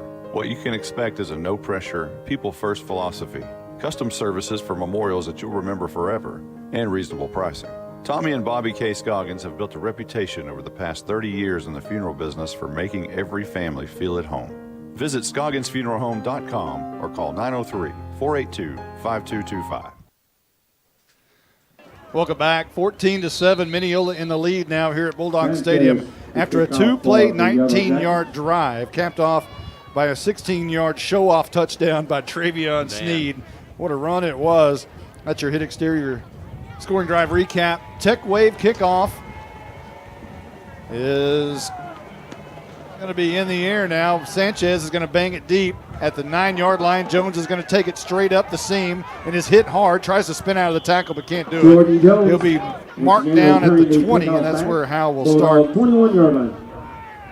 their next possession. This is their third possession for the Bulldogs. The first one scored. The very first play of the game was a halfback pass to Ryan Huff down to the 7-yard line, and then JoJo punched it in from the 5. Howe punted on their next possession and now have it on their third, starting at the 20-yard line, moving right to left. 5:11 on the clock, and the Bulldogs will actually start at their own 21. Waiting on the officials. No delay of game here. No. Officials just now blew the whistle. Double wing look, and Elo will hand off to JoJo around right tackle and forward. The pile moves forward, and that was a pretty good looking run there of about 5 yards, maybe 6 for Jordan Jones, maybe 7 as the pile just kept moving near the 30-yard line. They'll spot it near the 27. Jordan Jones was in the backfield, and I believe Bryce Crosby or maybe Dylan Hayes, I think was Matthew Hayes was over there lead blocking for Jones. Elo goes under center on 2nd down and 4, so we'll give Jones 6 on the last play. He gets the carry again right here. Shakes and bakes around the left side. Going to be close to a first down, and he has it at the 34-yard line. A nifty run by Jones around the left edge. Yeah, saw something on the outside, tried to go out, but then right there waiting for him was number 3, TJ Moreland, who kind of pushed him back inside and able to find a little bit of a hole to get just enough for the first down. They'll spot the ball at the 35-yard line, a new set of downs. Malin Walker sprints to the line of scrimmage. He's been doing that each time, sprinting out of the huddle to the line of scrimmage. 1st and 10 for the Bulldogs, right to left, headed towards that concession stand. And this is going to be a handoff to JoJo right up the middle. Not much doing right there, though. He's pushed back after maybe a yard, maybe 2. And 2nd down and 8 or 9 is coming up. I guess they're going to give him 2. 2nd down and 8 coming up for the Bulldogs. So Jones running well tonight. Yeah, had a couple of good runs there. He just ran right into the middle of the line, and again, the Yellowjackets do a good job there of plugging up the holes and making the run minimal. Ryan Huff is split out wide to the right this time. And this is going to be a handoff to Cross into the game, I believe, for his first carry. And the ball's on the turf. No indication. The officials are going to say he was down. I think that was Cross on his first carry of the night. And 3rd down and 7 is coming up.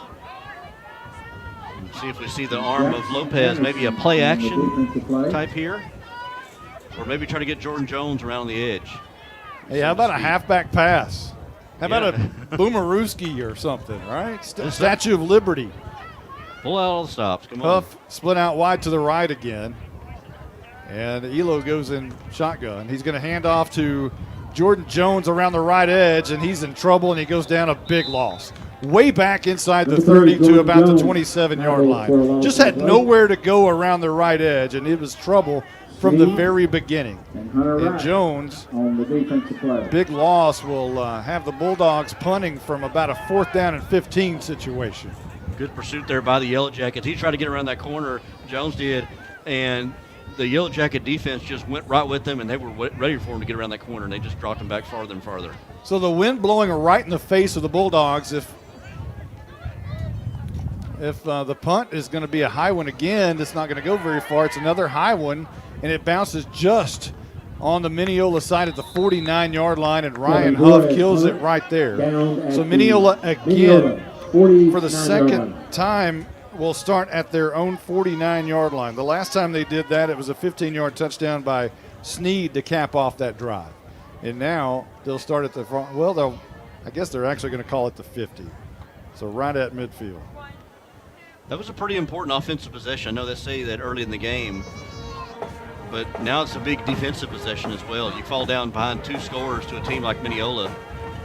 and you're really putting yourself behind the 8 ball. Well, Howe took 3 minutes and 23 seconds off the clock on that drive, so there's something to that. 1st and 10, Mineola, and for the first time tonight, a different formation, and Moreland's going to keep it over right guard. And he's got good yardage, 7-8 yards into Howe's side of the field to about the 42-yard line. Well, we talked about how everybody's going to focus on Sneed and using that read option. That time Moreland kept it and went right up the middle with it. Moreland's got some pretty good athleticism. He's a pretty good basketball player from what I hear.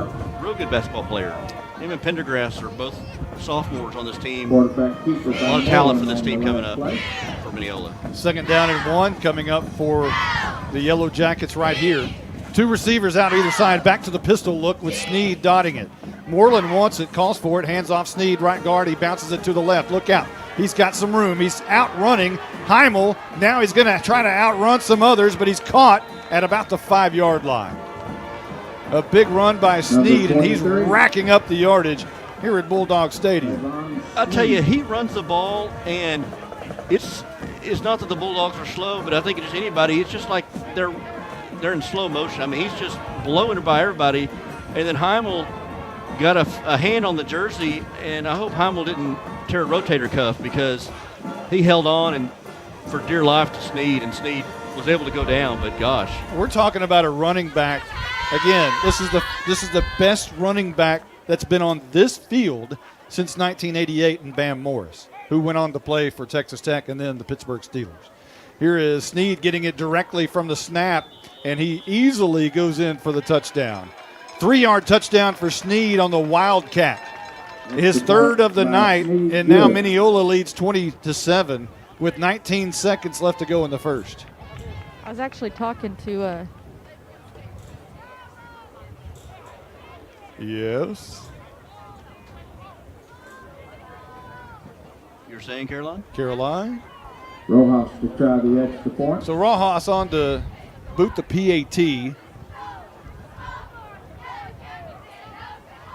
And it's on the tee. The kick is up. Another line drive, low kick. But it's good. 21-7. Howe and the Mineola in the lead. We'll be right back right after this. Are you motivated? Coach, we're highly motivated for Sonic. What? Coach, you know we're rough and tough, but sometimes we just need a burger, tots, and a shake. Oh my goodness. Well, if you're going to Sonic and Howe, pick me up some of those handmade onion rings. Yes, sir. Sonic of Howe is where you get great food and big smiles. It's not just good. It's Sonic good. Whoa. Those onion rings really bring the hammer down. Cooler heads prevail in football, and for over 50 years, Baker Air Conditioning and Heating have been keeping the Bulldogs cooled off. Not too many have reached 50 years in Howe, but Baker Air Conditioning and Heating have been at 215 North Denny Street since Richard Nixon was president. But there's nothing tricky about Baker Air Conditioning and Heating. They have a great reputation by servicing all brands. If the heat gets to you, call them at 903-532-6255. Your hit exterior scoring drive recap for Mineola was 3 plays, 50 yards, capped off by a 3-yard touchdown by Travion Sneed on a Wildcat. And Mineola now leads 21-7 with 19 seconds left to go in the first quarter. And Howe about to get the football back with the wind in front of them. And Sanchez tees it up for the Tech Wave kickoff. The wind is blowing very hard tonight from the north. It's a deep kick, goes into the end zone about a yard, a line drive kick, and he took full advantage of that wind as it rolled through the end zone. Can we on get the a Tech snap, Wave kickoff. a stat update? Go ahead. Sneed has 8 carries for 100 yards and 3 touchdowns. Moreland 2 carries for 20 yards. 100 yards already. Wow. It's impressive. That is. So he's on pace for 400 tonight, is that right? As of right now, yes. My goodness. He came in with 1,500 on the season. He's something very special. He is. And he's a great kid, according to head coach Luke Blackwell. Elo's going to run the near side trap, and actually he's going to hand off to Crosby, who was met. Not a chance on that play, and Howe went backwards 4 yards. Making the stop, number 40. I think the Jackets' Hunter Wright. the Jackets' speed is starting to show here. How fast they can move from sideline to sideline there. That's the end of the first quarter. And that's Mineola the end up of the 21-7. first quarter. We'll be right back right after this. Bulldogs 7, Yellowjackets. Forfeit Gym on Haining Street in Howe has a lot of new things to offer. Did you know they have an Iron Mike batting cage for baseball and softball lessons with on-site instructors? They also have a brand new stand-up tanning bed. Corfit Gym has 4 personal trainers available and features sports performance programs for athletes. At Corfit Gym, memberships are only $40 for the entire family or $30 per individual. Corfit Gym is on Facebook and located at 300 Haining Street in Howe. Call them at 469-371-0603.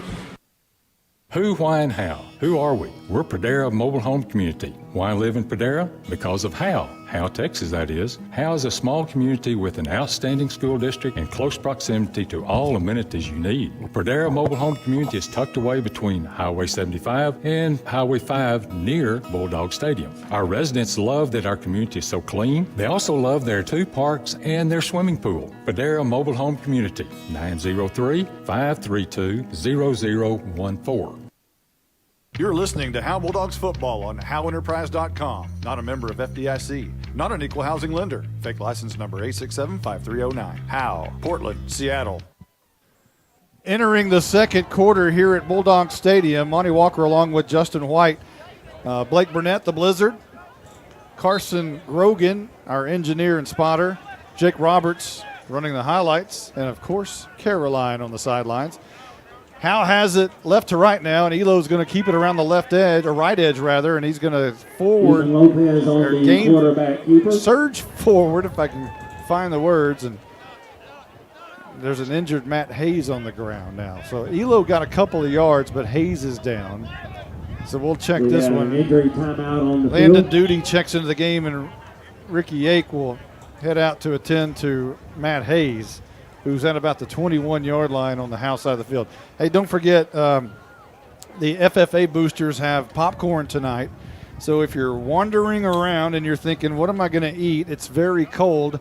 Head on over to the concession stand, grab you some popcorn. Tell Jason Langford that we sent you, and tell him hello over there. So again, Matt Hayes being attended to. As soon as we, if we take a commercial timeout, he'll pop right back up. That's usually the healer. It usually is. So let's take a 30-second timeout. Oh, nope, there he goes. I knew it. Maybe all you have to do is say it. Just and talk they pop about right up. doing a commercial. Oh, Hayes is not putting any weight at all on that right knee or right leg. Injured players, number 21, Matt That Hayes, is helped off not the a field. good sight. Another sophomore goes down. We lost Aiden Burris a week ago to a knee injury, and Howe continues to drop like flies. But still playing hard. Always still playing hard. 3rd down and 12 for the Bulldogs as McNutt is into the game at quarterback, I believe. And Caleb McNutt looks right, throws. It's incomplete and almost intercepted. Trying to hit Ryan Huff on the quick look in. And it was batted up in the air and almost picked off by the safety. I thought coming across over there, Moreland playing defense was going to be able to pick that off. But it's 4th down and 12. I don't mind that look. Caleb McNutt, who's maybe just a little bit of a better passer than Lopez. Lopez is a pretty good runner. And just a little bit out the outstretched hand there, a Huff, and ball almost on the ricochet was almost intercepted. So now if Flores wants to get this ball way on up in the air, it might go for a while. Punting from his own 12-yard line is where his feet will stand, and now a whistle before the play. We don't know what it is. Apparently a timeout has been called. We're going to take one real quick. We'll be right back right after this. We have a timeout on the field. At Grayson Cullen Electric Cooperative, GCEC, we have been around for over 80 years and are governed by 7 principles: open and voluntary membership, democratic member control, members' economic participation, autonomy and independence, education, training, and information, cooperation among cooperatives, and concern for community. One of our communities is Howe, Texas, and GCEC is proud to support the Howe Bulldogs. The Howe Bulldogs entering the field again after the timeout. 11:30 on the clock here in the second quarter. Mineola leads 21-7 as we reset things for you. Flores going to do the punting as he stands at his own 12-yard line. The line of scrimmage is the 24. So he's got a deep step right there, deep. And Flores is going to kick it off his right foot, a high wobbly kick, going to go past midfield to the 38 and go out of bounds around the 34, maybe the 33-yard line. It got a great spot from the official. And Mineola will start from their own 33. Well, we see him. What was it? Eight carries, 100 yards for Snead and 3 touchdowns. He is very impressive. You know, one thing we haven't mentioned a lot this year is the enrollment numbers. And Howe had 356 high school students in which they turned in. And for one, they're right on the very bottom of 3A Division I. There's only a handful of teams that are smaller than Howe. And then to take that small school and dump them into this District 5-3A is just ridiculous by the UIL. Here's Moreland going to take off on first down, and he's going to run over the right side. He has a first down and more, some speed, being chased down by Taylor, and now being chased down by Inge. He gives him a push, but Moreland is going to escape and head into the end zone. However, there's a flag down at the line of scrimmage, and we'll have to check the flag. I wonder if that's going to be a hold. It was going to be a 67-yard touchdown by Moreland, but the flag will negate it, and it's coming back. Well, everybody's keyed in on Snead, and Moreland gets that on a quarterback keeper, and we see some of the speed he has. So we're talking about enrollment and how with 356 high school students, Mineola has 493, only behind Bonham in the district with 499. But if you take 493, that's 137 more students in high school than Howe, which equates to about 70 more kids, 70 more boys than Howe has to choose from. And 70 makes a big difference. It's a numbers game, and Howe got the raw end of the deal on the numbers game. Not only this go-around, but the last go-around as well on that realignment. But this one's even worse because of the district realignment that Howe's been put in. Yeah, it's just not a fair fight. Not only is it numbers, but it's going to be distance, too, when you have to travel all the way to East Texas. So the ball now at the 35, and Moreland wants to throw his first pass of the night, and it falls incomplete to Snead.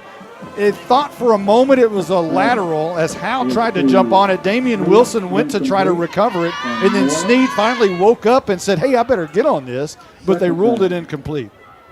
Yeah, first time we've seen the arm of Moreland.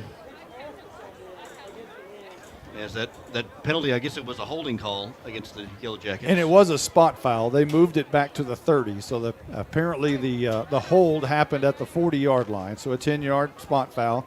And now it's second down and roughly 13 yards for Mineola. A man goes in motion, and they fake it to him. Moreland's going to keep it around the right edge and see if he can go again. He's got a lot of room and obviously has a lot of speed, and he'll just float out of bounds around the 40-yard line in Howe territory.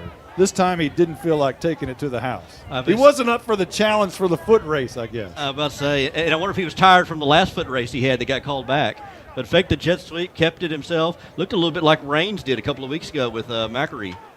Faked the jet sweep and kept it himself and went around that edge, right to the middle, and then went on that foot race and there decided just to escort himself out of bounds. First and 10, right to left goes Mineola. Snead still in the backfield. And Moreland calls for it, gets it, turns, handoff Snead, left tackle, bounces it out near side. He's got the 35 stumbling and then cuts through a couple of defenders. Racing to the house, and he's in. Knocking on the door, and he just blows it open. 40 yards on the run, and Snead now over 150, I believe. And we're at the 10-minute, 22-second mark in the second quarter. He's just toying with the Bulldogs right now. I mean, a lot of that wasn't breaking tackles. It was just staying on his feet. He does a good job of just keeping his balance. Even tripping, if you try to trip him and fall, he's tripping to bring him down. He's usually pretty good at staying on his feet. Just a real all-around package. Fourth touchdown of the night by Snead. And Rojas on to boot the PAT through. It's been a low-line drive with the wind. Let's see what he does against the wind, and it's a little bit better. Right down the middle and good 28-7, Mineola in the lead. 10:22 left to go in the second. We'll be right back. This is Coach Davey Dubose, former Bulldogs head coach and athletic director. Jody and I still love the Dogs and ask that you show your support by joining the Howe Athletic Booster Club. Their mission is the same as it was in the 90s. They support all Howe athletics, girls and boys, middle school and high school. Good luck to all the Howe teams in the coming school year. This is Coach Jay. It's only $25 to become a member. From the alumni to the current fans and parents, we ask you to back the Dogs and become a member today. Visit Howe Athletic Booster Club on Facebook. Bulldog pride never dies. Hello, Bulldog fans. This is Juan Enciso, your local farmers insurance agent here in Howe. We're here to assist you with your insurance needs, including auto, home, life, business needs, and more. We're vested in the community because we are the only insurance agent in Howe. Our office is at 403 West Hanning Street, or we can be reached by calling 972-382-6121. We're also on the web at farmersagent.com/JEnciso. I have the knowledge and experience to help you better understand your insurance coverage options. Call me, Juan Enciso, at 972-382-6121. 3 plays for Mineola, 70 yards on the drive, and it was capped off by a 40-yard touchdown run by Travion Sneed, his 4th touchdown of the night here at Bulldog Stadium. What a talent he is. He's showcasing it tonight. 28-7, Mineola in the lead. 10:22 on the clock here in the second. And that's your hit exterior scoring drive recap. Now the Tech Wave kickoff is about to be booted by Sanchez, and it is a pooch kick. Fair catch called for by Elo at the 35-yard line. And Howe will start left to right from their own 35. Guys, after Sneed made his first scoring drive and the first tied up, Coach Jay asked the boys in the huddle if he was that hard to tackle, and they said no. However, I think he was just warming up, because down here it really is really cool to watch him. Yeah, he's such a talent. Again, the only comparison that I can make at this stadium is Bam Morris. Mm-hmm. And that was so many years ago. I mean, I was a freshman. You remember watching him? I do remember watching him. But I played against him the next year at Cooper, and what a talent he was. We should have won that game, by the way. Were you able to tackle him? I was. Yeah. He was a hoss. 1st and 10, left to right, and Elo is going to hand off to Crosby, who's in jail. I mean, I'm telling you, he took the handoff, and he had 2 Yellowjackets right in his face as he took the handoff. So that's a loss of a couple. Or are they going to put him back at the line of scrimmage? They're going to mark it at the 36. I think he lost a couple, or a yard at least. At least a yard, so 36-yard line. Going back to Bam Morris, I was asking Ricky Ake about him earlier, and I was telling him about the comment you made that Sneed's probably the best on this field since him. And Monty said, yeah, he played him. He'd probably remember him. Yep. I probably have tire marks still left over from Bam Morris. 2nd down and 11, man in motion. And this is going to be a handoff inside Jones. He's met at the line of scrimmage, and he may have gotten a yard. Jordan Jones. Or he may have gotten back to the line of scrimmage. So Howe's not really able to put together any kind of a run game tonight. There's been a little bit of a spurt with Jordan Jones early in the first quarter, but nothing a lot to speak of to sustain any kind of a drive, really. They've tried some end arounds and some misdirection type stuff, but Mineola's been good about staying in their lanes and making a good tackle. Timeout's been called. We'll take 1-2. We'll be right back right after this. Independent Financial is proud to support Howe ISD and their hardworking students, teachers, and staff. We share your vision for a brighter tomorrow and a championship season. For every challenge, Independent Financial has you covered. Our team can suggest a wide range of financial products to make your personal banking fast and easy. Plus, we have the know-how to deliver the game-changing business banking solutions.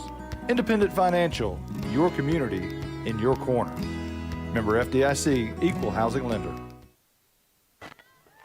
3rd down and 11 coming up. The Bulldogs head back out onto the field. 9:06 on the clock here in the second. Mineola up 28-7. It's been the Sneed show, 4 touchdowns. And, man alive, as he had a first half. He is as advertised. The first half, I mean, we're talking about 15 minutes. It really hadn't been that long. So this is McNutt into the game on 3rd down and 11. And he is going to drop back, pumps, fakes, throws down the field. Elo, he overthrows him. Or Elo turned around and stopped running. And then McNutt had the ball fall incomplete, and it was almost intercepted, I thought, at the end. Yeah, but Elo was open there for a little bit. There was a window there where nobody was around him, or he had some space, but he just overshot him just a little bit. I don't know if he was supposed to go a little bit farther in his route or what. Well, he did stop running. Yeah. But you're right, he was open. There was some separation there. 4th down and 12, or 11 rather, for Howe. So it's punt time as Flores will stand with his feet on the 25-yard line. He'll have the wind at his back. 3 on the play clock. They get it off. And the high, wobbly kick really booms this one. Bounces at the 17 and is going to be taken by Hooten near side. Stiff arms a defender and is hit hard out of bounds by Bryce Crosby right on the stripe at the 27-yard line. So Hooten took a pop by Crosby. Good hit by there. Crosby stayed there and didn't over pursue and used the sideline to his advantage. Hey, Blizzard, do we have an update on Snead? What kind of numbers are we looking at right now? Making the stop. 9 carries, 140 yards, 4 touchdowns for Snead. Moreland has 3 carries for 50 yards. You said 140 yards? Yeah, 140 for Snead. Wow. Jeez, that's just... Bam Morris had 9 for 138 that night here in 1988, and then he got injured and never played again. And this is going to be Moreland going to keep it around the right edge, and he's going to be tackled for about a 3-yard gain as it crosses the 30. We'll see who made that nifty tackle. I think that's Jordan Jones over there. Now, was that in the first half with Bam Morris? That was in the first half. Yeah, so maybe around this time. Very similar. Yeah. Very similar. But Howe had a really good defense and a really good team that year. Yeah. Well, Bulldog fans, don't feel bad. Snead ran for about 300 yards last week against Pottsboro. And Pottsboro is a pretty good team. You know themselves. what they do. Yep. 2nd down and about 6 right here for Mineola. Snead in the backfield to the right of Moreland. Sends a man in motion. Hooten gets it on the jet sweep. Going right. Gets a great block from Snead. But he's trapped and going to be brought down shy of the first down marker somewhere around the 36-yard line. Good job there by Jordan Jones. And I think Colby Taylor was in there. Came back from his linebacker position, able to cut off that jet sweep there. Colby Taylor had such a great game a week ago in Commerce. We called him our legendary player of the game, and it's good to see him back out there. They really missed him 2 weeks ago. Very active on defense last week. 3rd down and 1 for Mineola. You would think this is pretty manageable if you have Snead in the backfield. And Moreland, handoff, Snead, right guard, and he finds a seam. Look out, he wants more. 50. 45-40, 35-30, 25, cuts it inside to the 20, makes another man miss to the 15, to the 10, to the 5, kiss him goodbye. Snead on his 5th touchdown of the night. A remarkable 63-yard run by Travion Snead, and he's over 200. The ability for him to cut back like on a dime, as big as he is, and he's 6 foot 220 listed. And folks, let me tell you, usually those roster weights are kind of exaggerated. He is all of 6 foot 220 pounds. I mean, he is. You see this type of running back at the 5A, 6A level. Really, yeah. But never in 3A, hardly ever. Here's Rojas's PAT, and that one is true. So Mineola extends their lead here in Howe, over Howe, 35-7. 7:02 left to go in the second. We'll be right back. If you've ever been in an automobile accident, who do you trust for your needed repairs?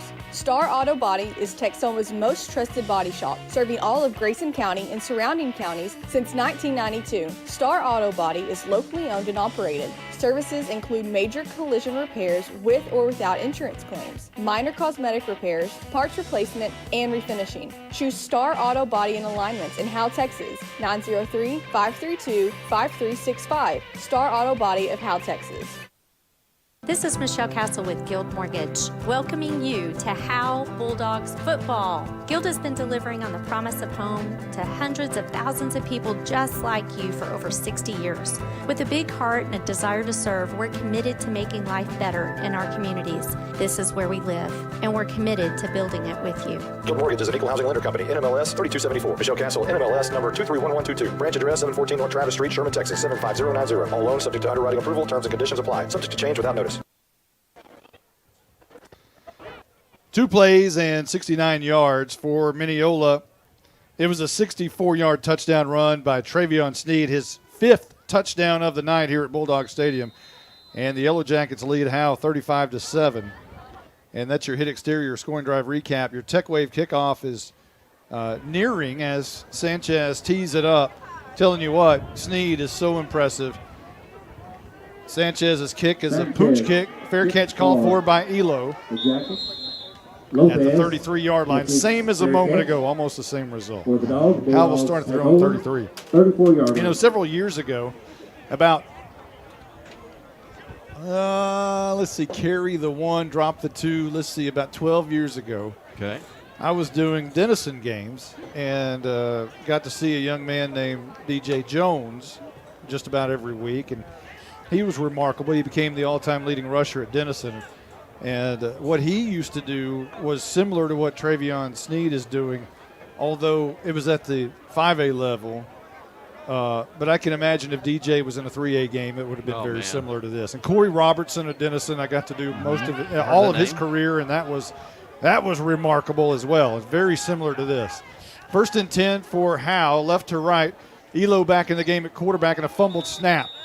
And I believe Elo was able to get back on it, and he was. So that's going to be a loss of a couple. It'll be 2nd down and 12. Again, we have a new center and a new quarterback tonight. The freshman in at center. 2 yards. And I think he's still out there. And the quarterback is Elo. Yes, the freshman's still out there. Malin Walker at center. And Ethan Lopez, new quarterback, new center. You knew probably there was going to be an exchange situation, and that happened right there. Well, give them credit. I mean, for it to be halfway through the second quarter and their first time to have a mess up like that, doing pretty good. 2nd down and 12. Toss near side. Jordan Jones cuts and snakes his way maybe back to the original line of scrimmage to the 33-yard line, a gain of 2. Same thing as it's always been. Jones, pitch out to Jones, and he's just trying to find a hole, find a crease, but the Yellowjackets are so good for moving from sideline to sideline and just keeping good containment there and do that with Jones. Ball at the 34, which apparently was the original line of scrimmage because it's 3rd down and 10. I say this is where you do a halfback pass. Why not? Crosby into the game at fullback. Man in motion is Jones, and they fake it to Jones and wanting to throw it deep down the field. Ryan Huff overthrows him. It was overthrown by quite a good bit by Ethan Lopez, and Huff was not able to run underneath it. It was probably over his head by a couple of steps. Yeah. Just kind of a out pattern there. He could have probably hit him. You know, he had a step. Huff had a step there on his defender, but just overshot him. The bad news is the clock stops there with 5:36 left to go in the second quarter. Howe already trails 35-7, and Flores on to punt for the 1, 2, 3, 4, 5th time in a row. It's a high, wobbly kick, not very far, but it's going to bounce at the 39-yard line, and Howe will kill it right there. And Mineola will start right to left from their own 38-yard lines where they'll spot it. Well, kind of like we talked about in the pregame, at this point in the game, you're down 35-7. You're just trying to have no injuries right now. You got a big game coming up next week against Bonham. That's a winnable game, and so you want to hopefully have no more injuries. Yeah, and not only that, you want to gain this experience for a lot of those sophomores out there. I mean, there's a ton of sophomores on the roster, and you know, the more experience they get, the better off they're going to be, unless, of course, you get injured. Yeah. You don't want any of those injuries. 1st and 10, Mineola, a handoff, near side, new back into the game, and same type of result as on the carry will be Jackson Holland, and he'll get a 1st down across midfield into Howe territory at the 46-yard line. So our night furniture sideline report, Caroline Slauson down there, I know it's cold. What about the Bulldogs? How are they doing over there? Hey, I don't know if you guys have noticed, but Coach Simmons is back down here on the sideline. Wow. So that is a bright spot down here on the sideline. Do you think he'll talk to you? Oh, maybe. I maybe can. Let's see if I can get him. If you get him, just pop on. First down and 10, right to left. And this will be a handoff near side. That's Holland again. He shakes a defender and headed left down the sideline, out of bounds. A pretty nice gain of about 6, maybe 7, maybe 8 yards on that run. Holland did a good job there of breaking some tackles. But he was kind of almost caught in the backfield there. And it looks like, I guess I'm assuming probably Snead would be done for the night. Boy, it would be silly to have him injured tonight in this game, man. would it not? It would be. Do you think a coach might lose a job over getting Snead injured tonight? When you're leading by 5 touchdowns? Second down and 2. All kinds of new faces already in for Mineola. A bad snap. Moreland's going to have to run. This is dangerous. Around the right edge, he has some space, being chased down and finally brought down. I believe Seth Key is there along with several others. And a first down run of Moreland as he does escape. It was a good run after the botched snap. You're absolutely right. When he dropped that ball, that's when I thought that's maybe when Moreland may be at his best, when he has a chance to scramble and try to find something there. We've seen that several times. The one I remember the most was last year at Commerce. Yep. When the ball was snapped over his head, the quarterback goes back to pick it up. I think it was Jaden Wilson. I think it was, yeah. And boy, that turned into disaster because Wilson's so fast. First and 10. Ball at the 29. Mineola looking for more. There was movement up front by the Yellowjackets, and this one's going to come back 5 yards. So it'll be first and 15 with the procedure call against the Yellowjackets. Yeah, I remember that Commerce game last year. And they seemed like they had a couple of those where he was scrambling or ball went over his head, and he was able to make something out of it. So the ball now at the 34-yard line. Again, hey, if anybody back there is wanting anything to eat, thinking about it, popcorn at the FFA Booster Club concession stand down in the north end zone. I want to thank all those FFA Booster members over there.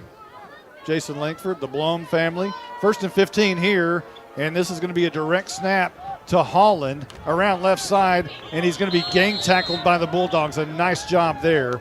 A host of Bulldogs. And Jordan Jones turns to the crowd, flexes his muscles with his pink gloves, down 35-7. And actually, Monty, that was Snead. That was Snead who got that carry. That was Holland.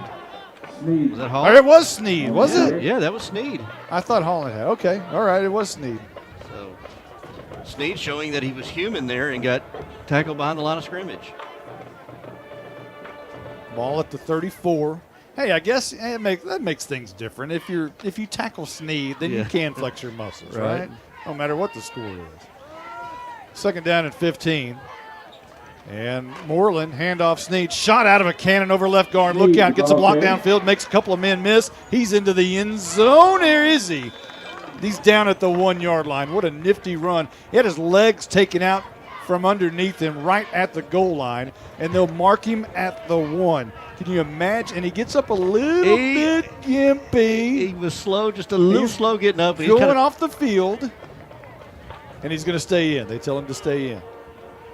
So he's at the 1-yard line. Is he going to get his 6th touchdown of the night? That was a 33-yard run for Snead. He ran around that edge, and I tell you, he just he's not even really breaking tackles. I think the Bulldogs are trying to get their hands on him and just can't wrap him up. He's got great vision and great moves. So here we are, first and goal, Mineola from the 1. Snead into the game to the right of Moreland, who apparently is going to keep it himself around the right side. He steps into the end zone for the touchdown. And Moreland sidesteps a defender, and the Yellowjackets make it 41-7. Awaiting the PAT with 44 seconds left to go before the half. And right there out there lead blocking for him was Travion Snead. So the first person to score tonight, whose name is not Travion Sneed for the Yellowjackets. And Moreland punches it in. Here's Rojas for the PAT. It's up, and it looks good. And it is. 42-7 our score here at Bulldog Stadium. Mineola in the lead. It's almost halftime, 44 seconds. We'll be right back. Buying and or selling your next home should be an enjoyable experience. At Ann's Realty Group, our commitment to the personal relationship of the transaction ensures not only the level of communication that you deserve, but also the assurance that we will be here the next time you need us. We're not a big box real estate company by design. The flexibility that the freedom of being an independent brokerage allows us to be fully at your service as you need us to be. Ann's Realty Group, Ann Dick & Broker for all your real estate needs. 903-818-2676. Since 2011, Scoggins Funeral Home and Crematory has walked with hundreds of families through the most overwhelming time of their lives. Their job is simple: to make this season a little easier.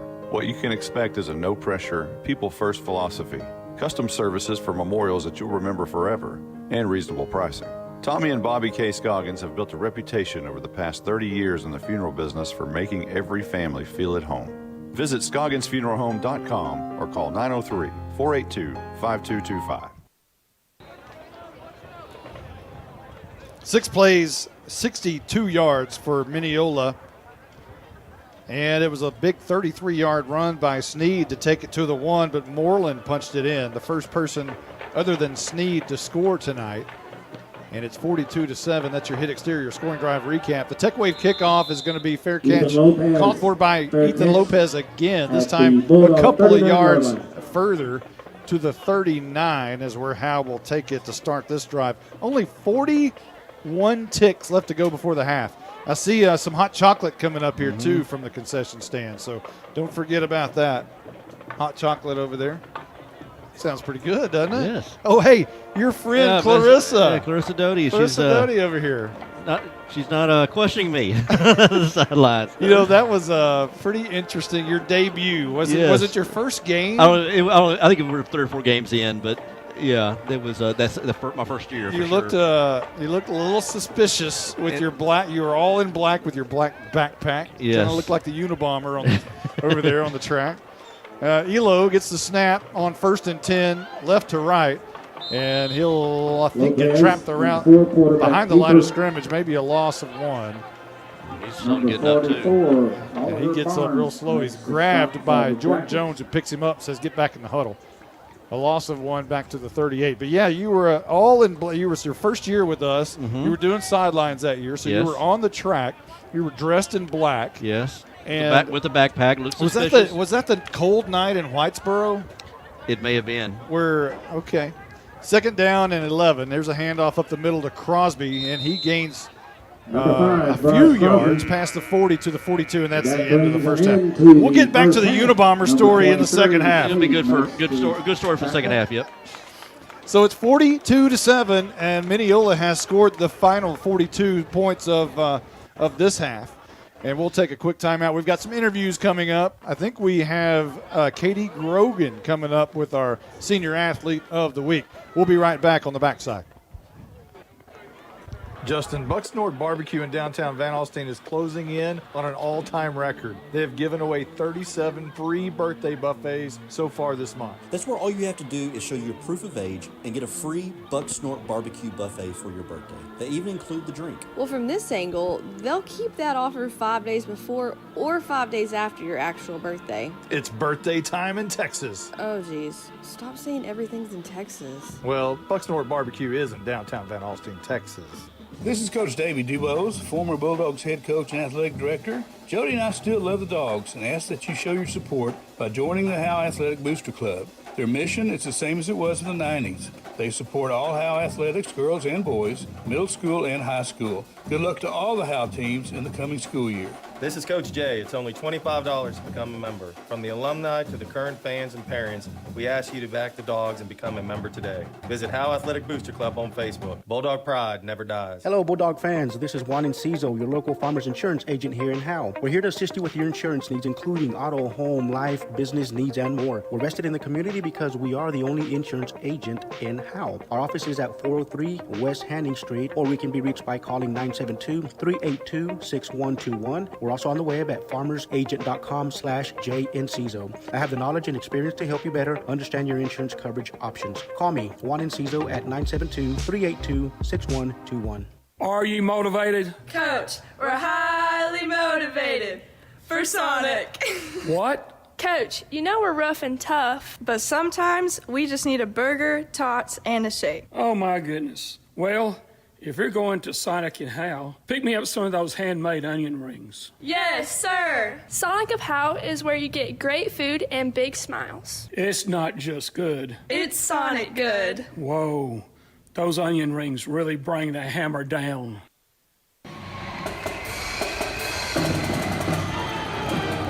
You're listening to the Legend Bank Halftime Show. Today's Senior Student Athlete of the Week is brought to you by Family Attorney Kimberly Killebrew. Now let's join Monty Walker with the Senior Student Athlete of the Week. Our Senior Athlete of the Week is Katie Grogan. Katie, you're the product of Howe High School quarterback marrying the Howe High School cheerleader. Of course, Scott Grogan and Jennifer Troxtel. Do they ever talk about their high school days? All the time. Sometimes too many or too often. I hear about it and how amazing they are, and I don't like to hear about it. All right, I'll ask you the same question I asked Brooke a week ago. Do they ever tell stories about their really amazing classmates? All the time. I hear that they are the best class to ever come through Howe High School. They were amazing. Their sports were amazing. It's kind of hard to compete with sometimes. Yeah, I would agree with all of that. So speaking of classmates, Pam Kirby, your cheer coach, how difficult is she to deal with? I feel like people think she's really difficult, but she's so nice and she's so supportive, and she pushes us to be the best that we can be, and we wouldn't be who we are without her. Having gone to school with her, I believe none of that. This has been a difficult year for the Bulldogs. I'm just kidding, Miss Kirby. This has been a difficult year for the Bulldog football team. How do you keep the spirits high during those times? Constantly staying peppy in the games is good. Cheering on the boys even when they think they're not doing good. They are in our eyes, and that's the only thing that we can ask for. Do you have a favorite teacher? I would probably say Thomas Tipton. He's our art teacher because he just makes the class more fun and enjoyable. Basketball is starting. Let's talk about last year for a moment. Greatest Lady Bulldogs basketball team of all time. How fun was that? It was awesome to be a part of that legacy and make history in Howe. And obviously we wouldn't have been able to do that without the team we had and our coaches. And I'm so thankful that I was able to be a part of that team. Now, a lot of seniors are gone, graduated a ton, still have Coach Lands. What's the outlook? We can be the best we can be. We just need to practice hard, and I think we have a really good chance this year, and I believe in us. You have an injury. What is the injury? So I think I have shin splints, but I had to get an MRI because I might have a stress fracture, but next Monday we'll find out the results. Hopefully it's all good. So you're also on the golf team, and you've had some success there also. Talk about that.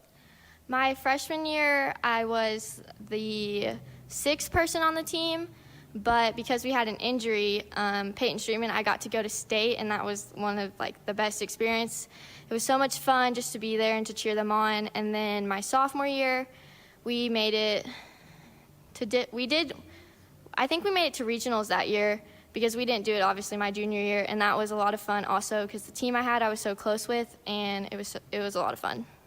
Outside of sports, what else are you involved with at Howe High School? I'm in National Honor Society. I'm just a member, and then I'm also in Student Council, and both of those are really fun to be a part of. That is Katie Grogan, our Senior Athlete of the Week. The Athlete of the Week is brought to you by attorney Kimberly Killebrew. If you have legal needs regarding custody, child support, or divorce, call attorney Kimberly Killebrew at 214-432-1595. Today's Senior Student Athlete of the Week is brought to you by Family Attorney Kimberly Killebrew. You're listening to the Legend Bank Halftime Show. If you've ever been in an automobile accident, who do you trust for your needed repairs? Star Auto Body is Texoma's most trusted body shop, serving all of Grayson County and surrounding counties since 1992. Star Auto Body is locally owned and operated. Services include major collision repairs with or without insurance claims, minor cosmetic repairs, parts replacement, and refinishing. Choose Star Auto Body and Alignments in Howe, Texas, 903-532-5365. Star Auto Body of Howe, Texas.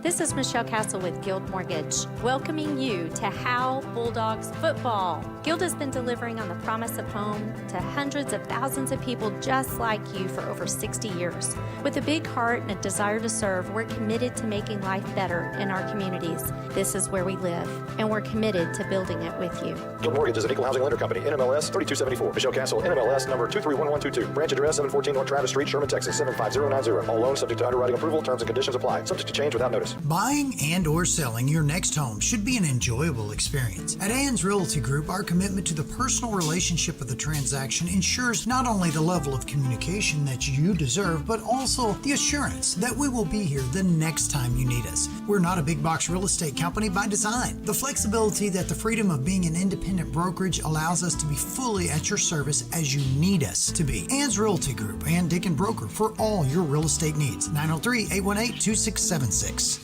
Since 2011, Scoggins Funeral Home and Crematory has walked with hundreds of families through the most overwhelming time of their lives. Their job is simple: to make this season a little easier.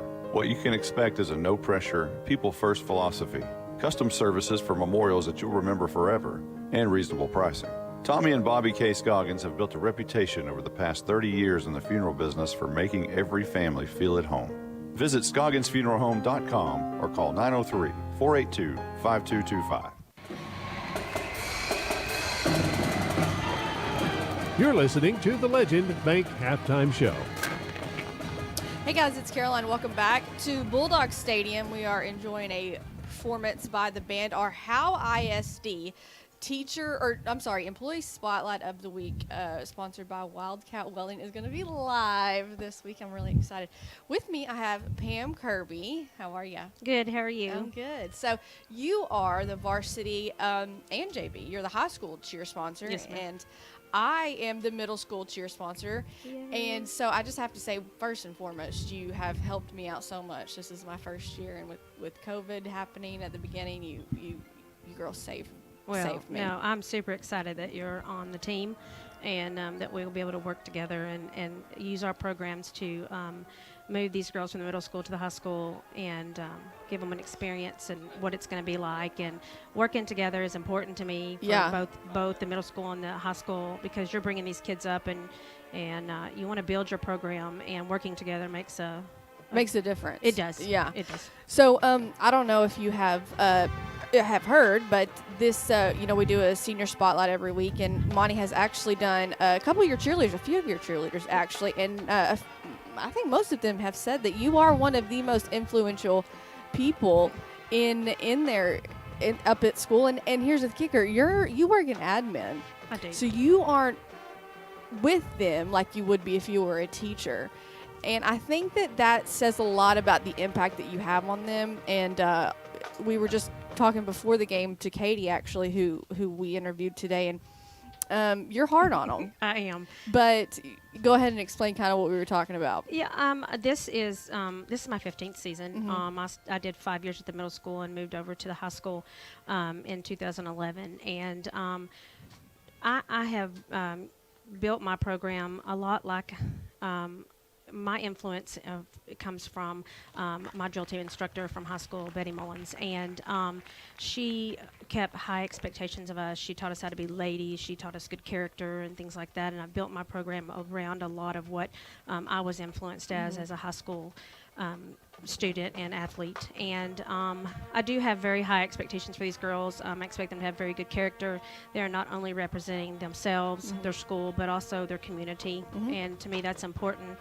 And I want to teach these girls to not only be a cheerleader or an athlete, but my goal is to be good citizens and give back to their communities and be a community member someday and a good one, you know. Well, we had talked before the season started, and you had mentioned that, you know, my job really here is to, cheerleading is great, but I'm here to put you out in the world, and that's kind of what I've told these other girls. And my middle school girls, I told them, look, I want you to be on the sideline and at a Texas Tech. Oh, it's great. That would be great. You know, one day that'd be awesome. But my job is to help make you a good person, and That's right. And that's what we're here for. So I just hope that you know how much you are loved and inspired, and it's to all these girls. I do have another question though. The girls about to get out there and perform for halftime.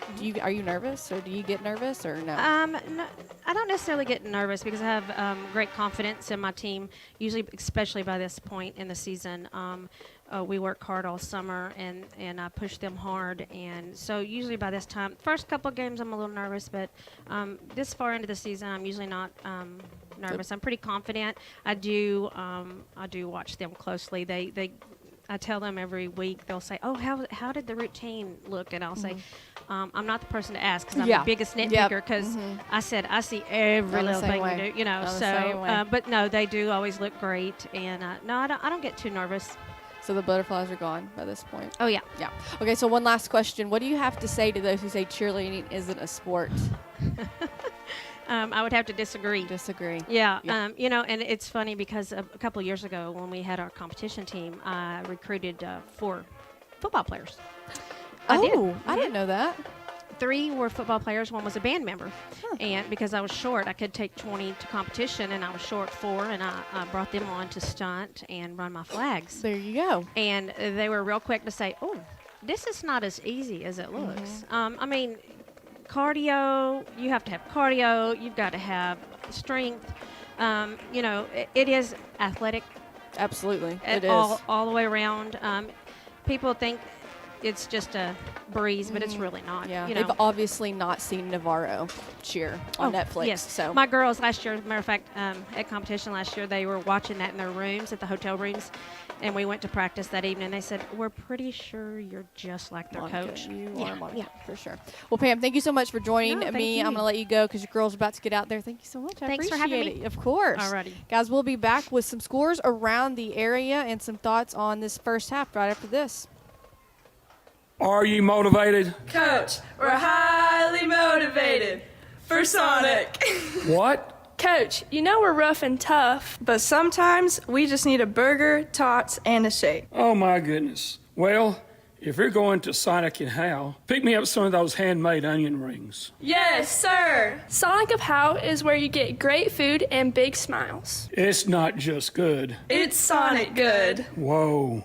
Those onion rings really bring the hammer down. Cooler heads prevail in football, and for over 50 years, Baker Air Conditioning and Heating have been keeping the Bulldogs cooled off. Not too many have reached 50 years in Howe, but Baker Air Conditioning and Heating have been at 215 North Denny Street since Richard Nixon was president. But there's nothing tricky about Baker Air Conditioning and Heating. They have a great reputation by servicing all brands. If the heat gets to you, call them at 903-532-6255. Corfit Gym on Haining Street in Howe has a lot of new things to offer. Did you know they have an Iron Mike batting cage for baseball and softball lessons with on-site instructors? They also have a brand new stand-up tanning bed. Corfit Gym has 4 personal trainers available and features sports performance programs for athletes. At Corfit Gym, memberships are only $40 for the entire family or $30 per individual. Corfit Gym is on Facebook and located at 300 Haining Street in Howe. Call them at 469-371-0603.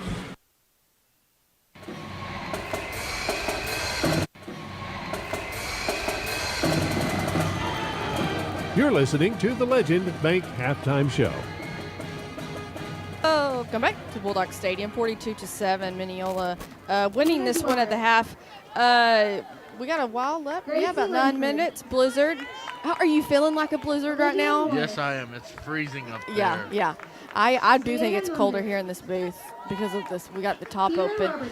So what are our stats for this first half? We'll start with the Mineola offense tonight as they've got 42 points so far. Travion Sneed has been everything as advertised. 12 carries, 237 yards, and 5 touchdowns.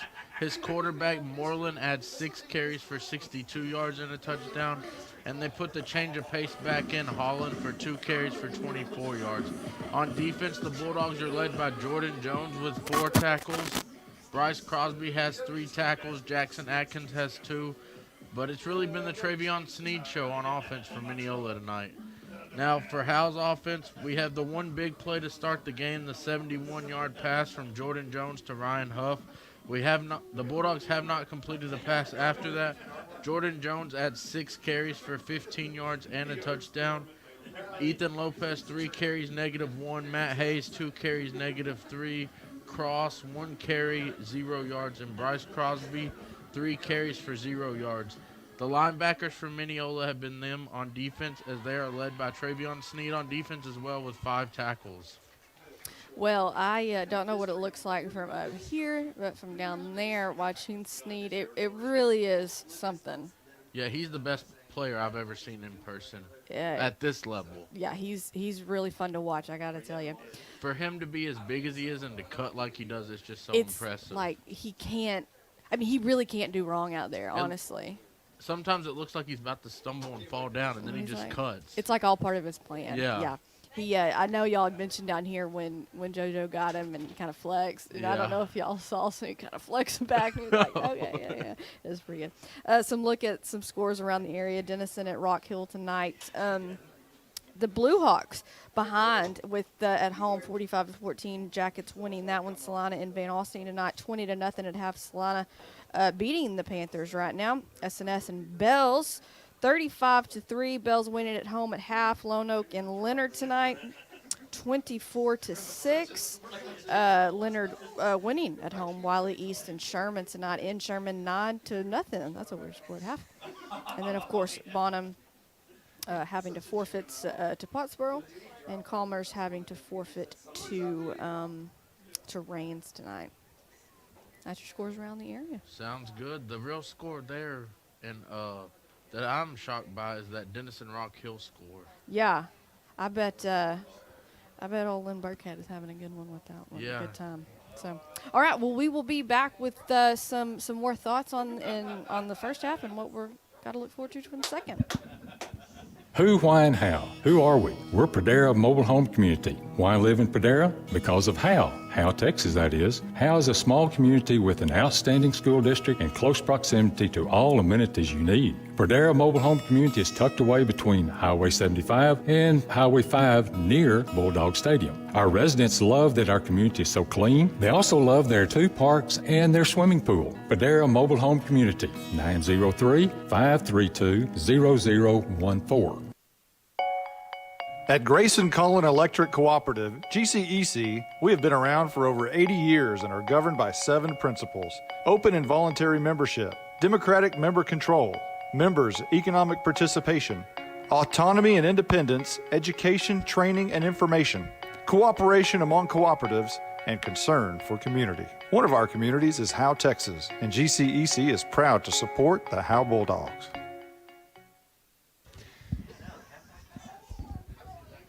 Welcome back. We're at the half. We're going to recap the first half for you. We have a couple of highlights. Actually, we have a lot of Sneed highlights. So we have a lot of Travion Sneed highlights. It was all, how many did he have the first half? 237 yards, and there's 5 touchdowns coming up with Travion Sneed. So let's get started. But it was Howe who started out the football game in very nice fashion.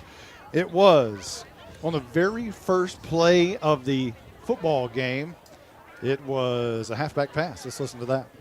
First down and 10. It's going to be a handoff to Jones and a halfback pass down the field. Wide open, Ryan Huff caught it at the 48, sprinting towards the end zone. He's got the 20, makes a cut to the inside 15, knocked down at the 10-yard line, inside the 10 to about the 5. That was a halfback pass from Jordan Jones to Ryan Huff down to the 5-yard line, and a play later it was JoJo. Side and a slot to the right. Matter of fact, double wing, and this is going to be a handoff to Jones, running right side. He is in. It is touchdown time in Texas. That capped off a 3-play, 79-yard drive for the Bulldogs to open the football game, and Howe led 7-0 and shocked all of District 5-3A, who's looking from afar. Howe led at the 10-17 mark in the first, but Mineola took the ball for the first time at their own 49-yard line and went 5 plays, 51 yards, capped it off on this 15-yard touchdown by Sneed. Moreland turns around, and he hands it to Sneed, right tackle, and he barrels his way towards the goal line. Man, what a run that was. He's in. Touchdown, Mineola. That made it 7-7 at the 7:56 mark. 5 plays, 51 yards on the drive. Howe took it, and from here on out, Howe's possession ended up in punts. Mineola's next possession started at the 6:09 mark from their own 49-yard line and ended on this 16-yard touchdown by Sneed. Moreland tosses Sneed, makes a cut, now heads out to the right side, spins at the 5, now spins at the 3, won't go down inside the goal line. Is he close? He's in. My goodness. Wow. What a run. Incredible performance in the first half tonight. 2 plays, 19 yards there for Sneed. 14-7, Mineola took the lead at the 5:20 mark. Howe punted again. Mineola got it at the 1:57 mark in the first at the 50-yard line. It only took them 3 plays, 50 yards to drive, and they took the lead, or they extended their lead to 21-7 on this 3-yard touchdown by Sneed. Sneed getting it directly from the snap, and he easily goes in for the touchdown. 3-yard touchdown for Sneed on the Wildcat. His third of the night, and now Mineola leads 20-7. With 19 seconds left to go in the first. And they made it 21-7. Howe had to punt it again. Mineola took it at the 11:21 mark in the second quarter from their own 30-yard line. Went 3 plays and 71 yards, made it 28-7 on this 40-yard touchdown by Sneed. Turns, handoff Sneed, left tackle, bounces it out near side. He's got the 35, stumbling, and then cuts through a couple of defenders. Racing to the house, and he's in. Knocking on the door, and he just blows it open. 40 yards on the touchdown by Sneed. That was his 4th of the first half. Made it 28-7. Howe had to punt again. They gave it back to Mineola with 8:46 left to go in the second at their own 31-yard line. 2 plays, 69 yards later, and a 64-yard run by Sneed. Mineola from the 1. Sneed into the game to the right of Moreland, who apparently is going to keep it himself around the right side. He steps into the end zone for the touchdown. And Howe had to punt one more time, but the score right there was 35-7 after the 2 plays, 69-yard drive. Mineola took it and scored one more time in the first half at the 5:26 mark at their own 38-yard line. They drove 6 plays, 62 yards, and scored on a 1-yard touchdown by the quarterback Moreland. Mineola from the 1. Sneed into the game to the right of Moreland, who apparently is going to keep it himself around the right side. He steps into the end zone for the touchdown. 6 plays, 62 yards on that drive, made it 42-7 with only 44 seconds remaining in the half, and really that's where we are. Howe killed it on 2 plays right after that, and we're into the second half, and it's been the Sneed show. It's definitely been all Travion Sneed. We'll let our sponsor of this highlight segment, Howe Podcast 101, Jake Roberts, with us.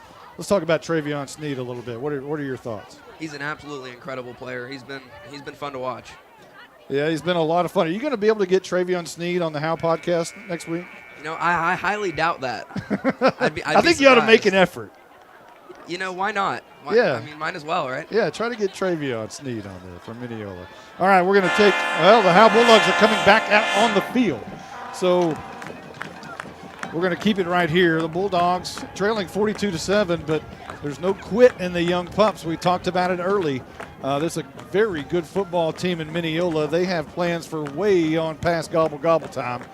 And the Bulldogs going to try to get through this one with a lot of experience for the young players and try to stay healthy during this thing. I think that'll be the key thing here in the second half for both teams, really, is just to try not to get anybody hurt here. So the Bulldogs who lost the toss and they received in the first half. Mineola won the toss and deferred. So the Yellowjackets will get the ball to start here in the second half. So it could quickly be Snead 49-7. But Howe's going to start. Well, I thought at some point you'd sit Snead and just give him a break. Boy, you would think so. He had a long game last week against Pottsboro in that overtime win. But right now he's out there on kick return. So the Bulldogs are teeing it up on the Tech Wave kickoff. Again, thanks to Jake Roberts for our highlights. He's doing a great job all year, cutting those. Added a huge added benefit to our broadcast. Here is the kick by Flores. It's going to be a short kick taken by Hooten at about the 25-yard line, coming to the right side, and finally drugged down by Seth Key at the 39-yard line on the far side in front of the Mineola bench. And Mineola will set up shop going right to left towards the concession stand with a first and 10 with the wind blowing right in their face. I tell you, it seems like outside it's gotten colder since the beginning of the game, and the wind is still blowing. Hey, Caroline, I want to see if you can talk to Coach Simmons at some point in the second half, maybe a little bit down the road, or maybe a few plays from now, or whenever you can. But let's get the second half going a little bit. Moreland is in the pistol formation. He turns around, hands it to Snead, left tackle, big hole, and he's got a long way to go, but he's dragging a couple of Bulldogs down to the 40-yard line in Howe territory, and one of them is Jordan Jones. I tell you, you put him in that pistol and give him the ball, and then just let him find holes. Of course, he didn't take much here because there were big holes all over the place. He just had to pick one in between one of his linemen, and he does just a good job of cutting back and looking for the Bulldogs. He didn't break that one open. And what we'll do is I see Caroline talking or down there next to Coach Steve Simmons, and what we'll do is we'll do a play-by-play, and in between plays maybe we'll let Coach Simmons talk. That'd be good. So 1st and 10, pistol formation, Snead in the backfield. I'd like to get his thoughts on Snead for sure. Handoff up the middle, and he breaks through.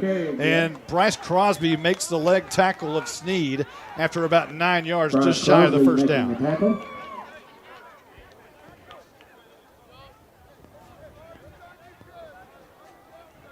Snead out here, he says that he is the best since Bam Morris. Yep. What are your thoughts? Well, there was another running back named Anthony Lynn also who played at Solano. And I think that Anthony and Bam and Travion is in the same class. They look very similar to each other. Well, we are so glad to have you back. How you been? Well, first of all, I'm glad to be back on the sideline and with my Bulldogs. That feels good, and I've been doing all right. And testing out the heart tonight, seeing what kind of work that they did on me, and it's handling it. It's handling it. We're gonna keep Ricky close by you, so it's good to have you back, Coach. You know, Coach Simmons brought up the Bulldogs are in my heart. I love all everyone. We know. Coach Simmons, good to have him back on the field, and you know, being on the field is so important to him, and being away has been really hard on him. Here's a keeper up the middle by Moreland, shot out of a cannon. He's fast, and he's got the touchdown. 24 yards by Moreland as he just ran the read option. He faked it to Snead and just sprinted straight up the middle. Yeah, that's gouged the Bulldogs all season long, those read options, and you got to account for Snead, and right when you do that, you leave a wide open hole there for Moreland, the quarterback, to just run right through. Most of the Mineola drives have happened on 3 plays, and that one is no different. 3 plays, 61 yards for the Yellowjackets, and Rojas on for the PAT, and this one is true as well. 49-7, Mineola in the lead. We're just beginning the third quarter. 9:37 left. We'll be right back. Corfit Gym on Haining Street in Howe has a lot of new things to offer. Did you know they have an Iron Mike batting cage for baseball and softball lessons with on-site instructors? They also have a brand new stand-up tanning bed. Corfit Gym has 4 personal trainers available and features sports performance programs for athletes. At Corfit Gym, memberships are only $40 for the entire family or $30 per individual. Corfit Gym is on Facebook and located at 300 Haining Street in Howe. Call them at 469-371-0603. You're listening to Howe Bulldogs football on HoweEnterprise.com. Not a member of FDIC. Not an equal housing lender. Fake license number 8675309. Howe, Portland, Seattle. you may wonder why there's no spike. It may be the first time since 1983 that there's no spike. Spike was born in 84, by the way. No spike on the field tonight. You know why? What's that? What else is the theme of 2020? Oh, no, COVID. Well, Spike doesn't have COVID, but Spike has an injury. Oh, injury. Okay, I'm sorry. That was COVID. So the Spike has been under the care of the doctor for a little while. So no Spike. And also Katie Grogan, a cheerleader, not being able to cheer. She's got some issues with the shins and stuff. So injuries all over the place, not on the field, not just on the field, but also cheerleaders, Spike, and we think the band as well. Here's a fair catch called for by Ethan Lopez, and he dropped it. It went right through his lap. And Mineola says they have it at the Howe 48-yard line, and they do. Wow. It just signaled for the fair catch, and it was a high kick, which gave him a lot of time to think about it, and it also gave Mineola a lot of time to get to him and right around him. And when he had so much traffic around him, it just kind of went through his hands. Maybe just distracted him a little bit. I kind of wondered if there was going to be some kind of a halo rule or something like that, not give him a lot of space, but I think they gave him enough, and it just went right through his hands and turned over by the Bulldogs. So 9:29 on the clock here in the third, and Mineola's looking for more. And they step back out on the field on offense and whistles before we can get underway, and they're talking about this. What could they be talking about, Blizzard? You're the man with the answers on this kind of thing. What are they visiting about? I honestly don't know on this one right here. I mean, I thought it was a clean recovery, and then Mineola hadn't even came out to run a play yet. Well, they're still discussing things. I don't know what they're talking about. Maybe what you said, that Coach Jay might have brought up, hey, you got to give him a little bit of room to catch the ball, Right. and maybe they're discussing that. Yeah, that could be something, but Do we know the rule as far as halo rule, like how far around space they have to give him? I think they have to give him a full yard. Might even be 2 full yards. Well, they're still discussing it. Right now, the ball rests at the 38-yard line in Howe's territory, and the Howe's defense is out on the field. Mineola's offense is on the field, but the officials are still discussing this. And now the back judge, the line judge, and the referee are going to go over there and talk to the umpire. And Looks now, like it's going to be Howe ball. and they are. I guess it's the halo rule. Wow. Yeah. That was a shot in the dark. That analysis I gave was kind of didn't think that would actually happen. Man, okay. But Bulldogs dodge a bullet. Re-kick. A re-kick? Yeah. No, I don't understand that rule. Well, yeah, what's the reasoning there? That. I'm sorry, Blizzard? Yeah, I don't think he understood either. I don't. Yeah, I don't understand why you'd re-kick. And it had to be offsides is the only reason you'd re-kick. Wow. Okay, so after all that. Well, okay. Well, if you're Mineola, do you do it again? Another Tech Wave kickoff right to Elo, a very high one like that? I think I might. Yeah, they will, and they've been doing that all night long, just kicking to him, see if he can catch it. He's done well. He's done great until that time. Well, and now after dropping one, you think I'm going to kick it to him because he's probably thinking about it a little bit. I know. So Sanchez still talking to his kickoff team, and they're kicking off from the 40. Which is just a re-kick. I'm still just kind of confused on this whole thing. So anyway, Sanchez is going to kick. We'll get an explanation later from Coach Jay. And the kick is another high kick. This is going to be even shorter. It's going to land, and Cross may have fell on it. He did. And I thought for a moment that was going to be recovered by Mineola, but boy, I tell you what, that one was close. It landed on the turf, and Jason Cross was able to jump on it before Mineola did. Well, I think it went up in the air, and I think it got kind of twisted in the wind a little bit and started hooking back the other way, and Cross looked like Cross almost tried to catch it with one hand. And good job by him to hop on it, and better field position for the Bulldogs here. And the wind is a blowing, so that could have, played a factor in Elos, and it could have played a factor there. 1st and 10 for Howe. Left to right towards the south end zone. Double wing look. Man goes in motion, which is Jones. Handoff to the first man through. And I believe that's Crosby, and he is hit immediately. Right at the line of scrimmage. Nothing doing there. He might actually have gained a couple of feet. They'll give him a yard. 2nd down and 9 coming up. Just trying to go to that interior line, and there is just nothing there. They got, maybe 7 in the box, 8 in the box there. And the play clock just started. I think we're at the point now where you just run this sucker down to about 3 and snap it, right? I think so, too. I don't think you try any kind of hurry-up offense right now. Again, Malin Walker sprinting from the huddle to the line of scrimmage on 2nd down and 9. Everybody else follows behind, and Lopez goes under center. Double wing look again. Elo toss near side. Jordan Jones cuts it up. Nothing doing there. A nice play on the edge by the defensive end. Or unless that may be the safety coming up.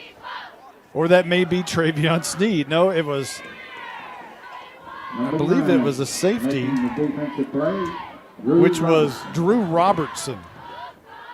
Yep, Robertson came up. He was playing close to the line of scrimmage and was just waiting for Jones right there and able to take him down right at the line of scrimmage. You know, you're tempted to pass right here on 3rd down and 9. You know, the only problem is if you don't complete it, it stops the clock. 49-7, our score right here. 2 receivers near side. Pistol formation. Elo fakes the hand, throws a screen pass out to Huff, who makes the catch, and he's not close enough for a first down, but he crosses midfield to the 47-yard line. And now it's a manageable 4th down and 4.5 perhaps, where if Huff doesn't make the catch, you just punt it away. Now it's 4th down and 4.5, and you might actually think about going for it, and it looks like Coach Jay is going to do that. Yeah, why not? You're down 49-7. Ball is on the Yellowjackets side of the field. You said it's a 4th and 5, 4th and 4, manageable down. 2 receivers out left side this time, Duty and Huff. Pistol formation for Elo.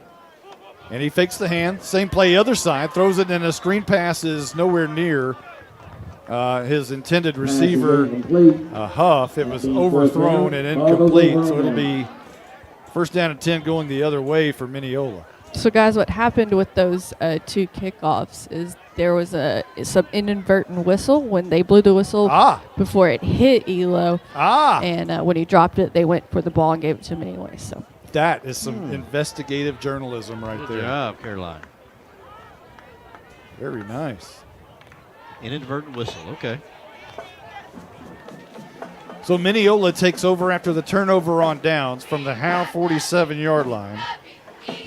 There's 7:08 on the clock here in quarter number 3. And this is going to be a handoff on the jet sweep to the far side. And trying to spin out of a tackle, can't do it, is the running back Holland. And it'll be 2nd down and 10. A nice tackle on the far side. Yeah, a good tackle there by, looked like that was Wesley Inge on the tackle. I believe it was Wesley. Good job there, wrapping up the running back there, bringing him down right at the line of scrimmage before you get out around that corner. You know, Holland is impressive himself. He's a speedster. Of course, they all carry a lot of speed on this team. They do. Moreland just dynamic from the quarterback position with his speed. Holland in the backfield will be along with Moreland, and Moreland's going to keep it right up the middle. He dashes out to the right side. Got a lot of room, being chased down, breaks a tackle, and now finally goes down out of bounds somewhere around the 35-yard line in front of the Mineola bench on the far side. That'll move the sticks. Moreland, we talked about here, before, he can run too. He's got a lot of speed as well, gets around on that outside. They don't pass the ball a lot. In fact, I don't know if they've thrown a pass tonight. One pass incomplete to Travion Sneed. That's right, yes. But most of their ground game is running the ball, 336 yards a game running the ball. 1st and 10, right to left, 2 receivers near side for Mineola. Pistol look for Moreland. Holland to his right, and Holland's going to get it coming near side. A big lane to the left side, and he's got a lot of room, and he's flipped end over end by Caleb Warman. The ball comes out, but it's recovered by Mineola at the 27-yard line. Good job there by Warman. Take his legs out. They can maybe force that fumble there. And I think we're at the point where we're starting to see some of the 2s in there for Mineola. It's a 1st down run. And it'll bring up 1st and 10 at the 27. Two receivers right side. And Moreland wants it. He fakes the hand. Heading right. Cuts left. Cuts back to the middle of the field. Look out, 20. He's got the 15 looking for a block. Gets a block to the 5. Strolls into the end zone. What a run by Moreland. Very impressive. On a 27-yard touchdown by the quarterback with 4:49 left to go in the third. And Mineola goes up 55-7. Good job by Moreland. Showed some speed, some elusiveness. Went right, reverse field back to the left side. And TJ Moreland, only a sophomore. Yeah, he is very impressive. You got him and Dawson Pendergrass. Those guys are the we haven't seen here. Pendergrass, an ankle Moreland's injury at tonight. 134 rushing now. Wow. Rojas on for the PAT. This one is up. It's high. And it is good. And that makes it 56-7 with 4:49 remaining in the third. We'll be right back right after this.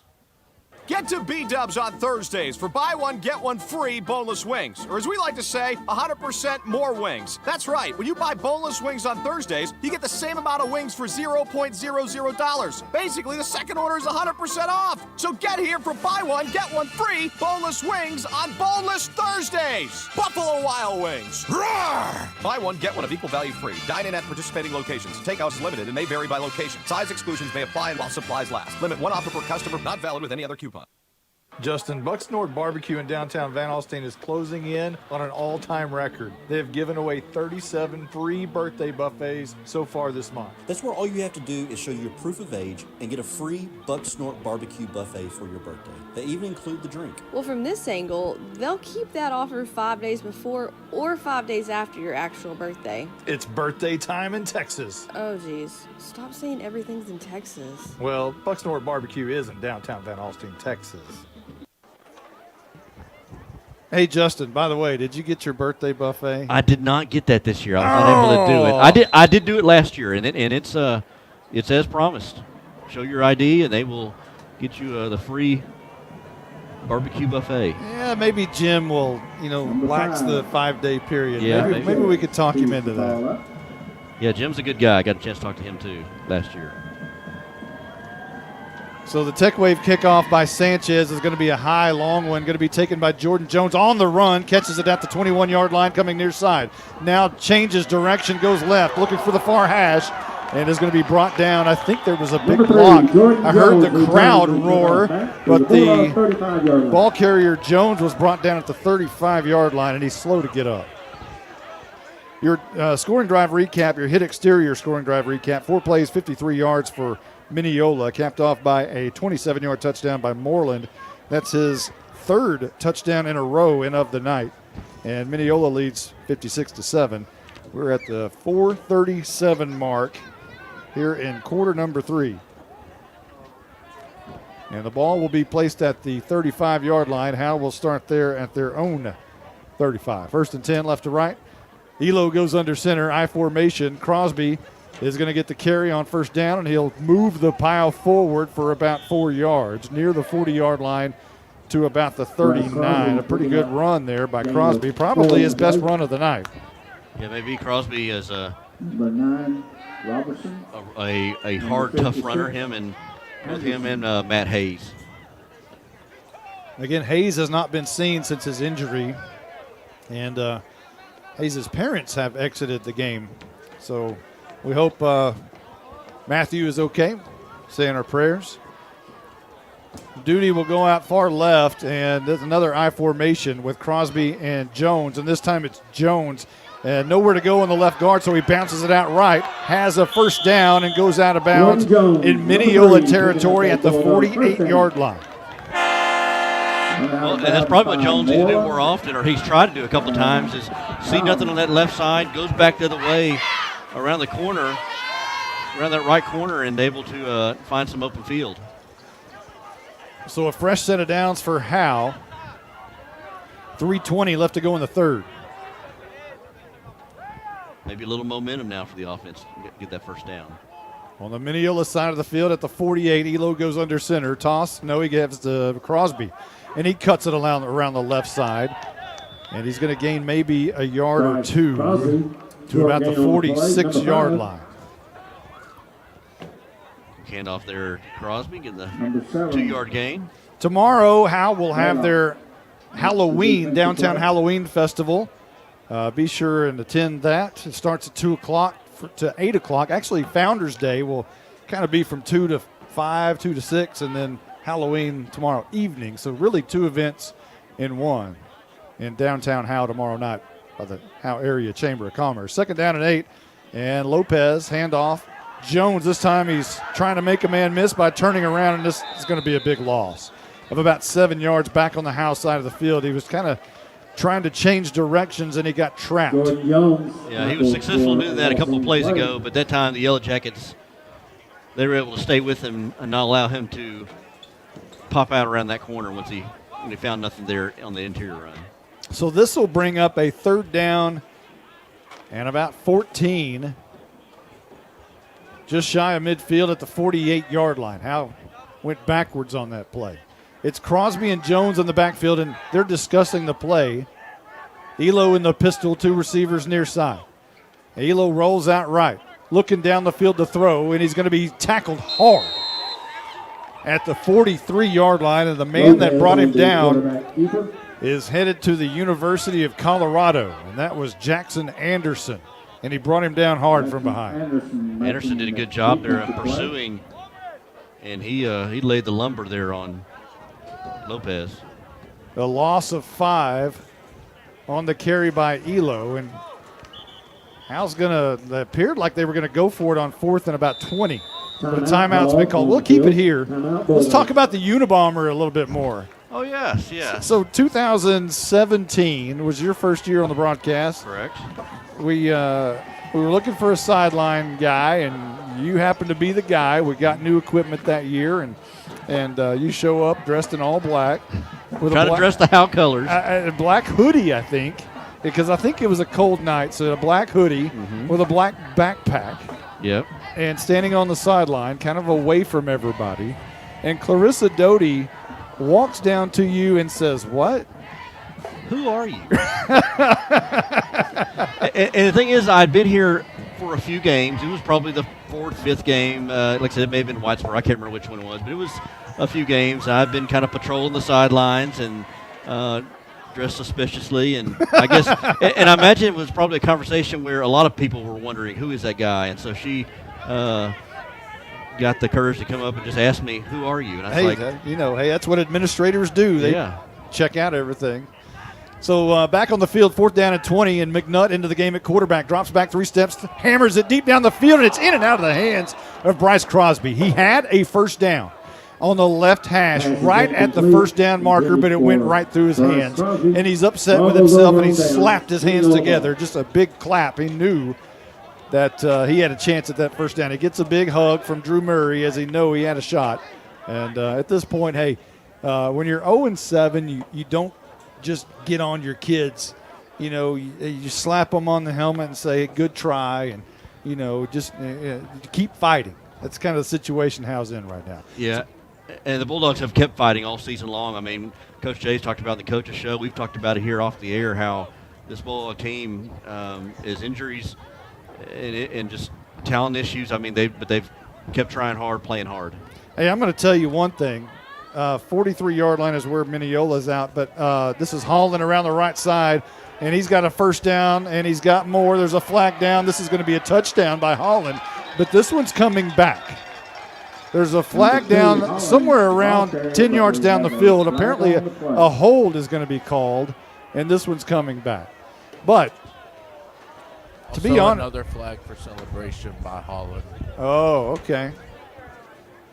So another flag. But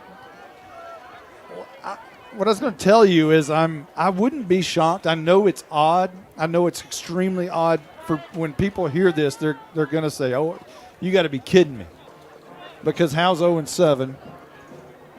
They're going to be 0-8. Okay, you're going to play Mount Vernon. You're going to be 0-9 there. If Howe wins next week, you're 1-9. If Howe can beat Bonham. But I'm telling you, don't be shocked with all the trials, tribulations that Bill Jailing is not voted District Coach of the Year. Don't be shocked. Okay, I can see that. With everything he's had to piece together, and so much respect from the other coaches in the district, because Howe's one of 2 teams that will play every game in district play and not forfeit a game. Howe could have very well forfeited some of these games. But no, they come on the field, they give it all their best, even if they're piecing rosters together with tape and bubble gum, which they've done for the past several weeks. So it's 1st down and 12 here after the holding call, and this will be a handoff to Holland again, left side, and Crosby will bring him down. And right there also is Jordan Jones to bring him down inside the 40 to the 39-yard line. Yeah, give credit to the Bulldogs coaching staff, and they haven't played to the system, if you will. I mean, some coaches have, and some teams may have, done that. But Bulldogs have not done that. They've gone out there and played hard every game. That's the end of the 3rd quarter. It's 56-7 here at Bulldog Stadium. The Bulldogs still fighting. We'll be right back right after this. This is Coach Jim Fry, former Bulldog head coach and athletic director. Connie and I still love the Dogs and ask that you show your support by joining the Howe Athletic Booster Club. Their mission is the same today as it was in the 80s. They supported all Howe athletes, girls and boys, middle school and high school. From the alumni to the current fans and parents, we ask you to back the Dogs and to become a member today. This is Coach Jay. Visit Howe Athletic Booster Club on Facebook. Bulldog pride never dies. Hello, Bulldog fans. This is Juan Enciso, your local farmers insurance agent here in Howe. We're here to assist you with your insurance needs, including auto, home, life, business needs, and more. We're vested in the community because we are the only insurance agent in Howe. Our office is at 403 West Hanning Street, or we can be reached by calling 972-382-6121. We're also on the web at farmersagent.com/JEnciso. I have the knowledge and experience to help you better understand your insurance coverage options. Call me, Juan Enciso, at 972-382-6121. 2nd down and 6 for Mineola as we enter the 4th period. Yellowjackets up 56-7. Here's a handoff near side to Holland. Jordan Jones brings him down. Almost the ball comes out with him. But a nice tackle there by Jones and a loss back to the 41-yard line. Good job there by Jones coming in, back in from the secondary, coming up playing up near the line of scrimmage, able to make that tackle. So it'll be 3rd down and 8. You know, it's funny about that situation I had with Clarissa Doty a couple of years ago. I told her, she goes, "Who are you?" I said, "I'm with Monty Walker." I don't think that made her feel any better, though. No. Probably not. Is that still Moreland into the game? It's 3rd down and 8, and we're going to find out because I think that is Moreland running for the right side, looking for the out-of-bounds marker, being chased by Jackson Atkins. And pushed out of bounds after a 1st down run in Howe territory to the 27-yard line. There's still Moreland in there. And Sneed we have not seen in probably since early 3rd quarter. And he's probably getting a much-needed rest.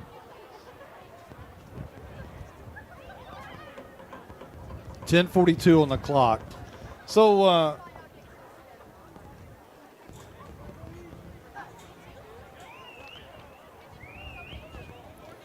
it's 1st and 10, pistol formation, and Moreland will turn, hand, Holland, left side, bounces it out. A great block on the left edge, and Holland's gone.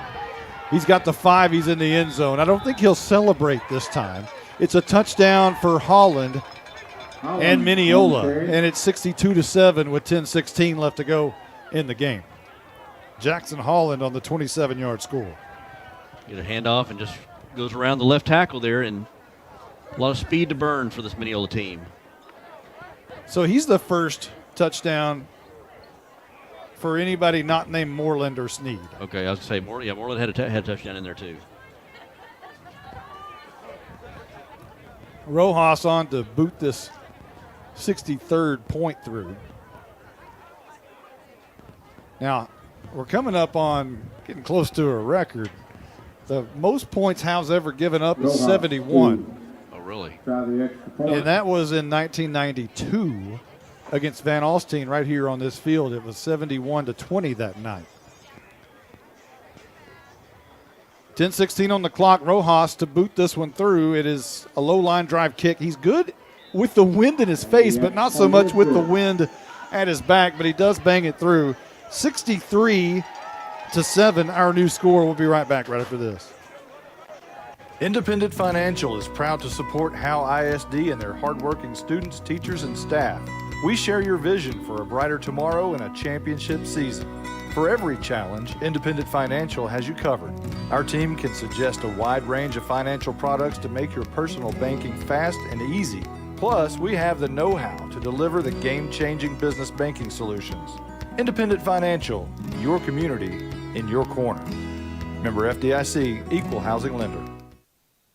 If you've ever been in an automobile accident, who do you trust for your needed repairs? Star Auto Body is Texoma's most trusted body shop, serving all of Grayson County and surrounding counties since 1992. Star Auto Body is locally owned and operated. Services include major collision repairs with or without insurance claims, minor cosmetic repairs, parts replacement, and refinishing. Choose Star Auto Body and Alignments in Howe, Texas, 903-532-5365. Star Auto Body of Howe, Texas.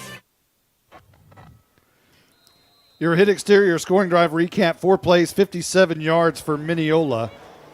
And it was a 27-yard touchdown by Jackson Holland, the first person to score other than Travion Sneed or TJ Moreland tonight. 63-7, our new score, and their Tech Wave kickoff is in the air. It's going to bounce at the 5, and Jordan Jones picks it up, bobbles it. Now it goes right side in front of the Mineola bench and is out of bounds at about the 12-yard line. Jordan Jones. And Howe will start deep in their own territory on this next drive. There's 10:07 on the clock. And again, the record amount of points against Howe in a single game is 71. Was that during your that time? Was a year after I graduated. Okay. I was not part of that. Thank you very much. Well, there's still 10:07 left in this ball game, so hopefully Bulldogs can protect that record. Ball will be resting at the 12. And the Dogs come back out on the field on offense.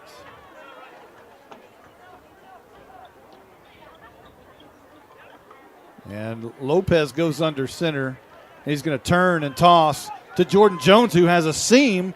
And he's kind of late getting through it, but he does pick up enough for a first down at the 21-yard line. So a nice, nifty run by Jones. I thought for a moment if he hit that seam perfectly, he might have gone to the house.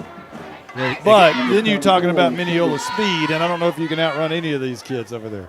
Yeah, and a good thing with Jones, he had some blockers on the outside, some receivers out there who gave him a couple of those holes. A good 10-yard run by Jones picks up a first down. Ryan Huff goes split out wide to the right. Crosby and Jones in the backfield. Lopez under center.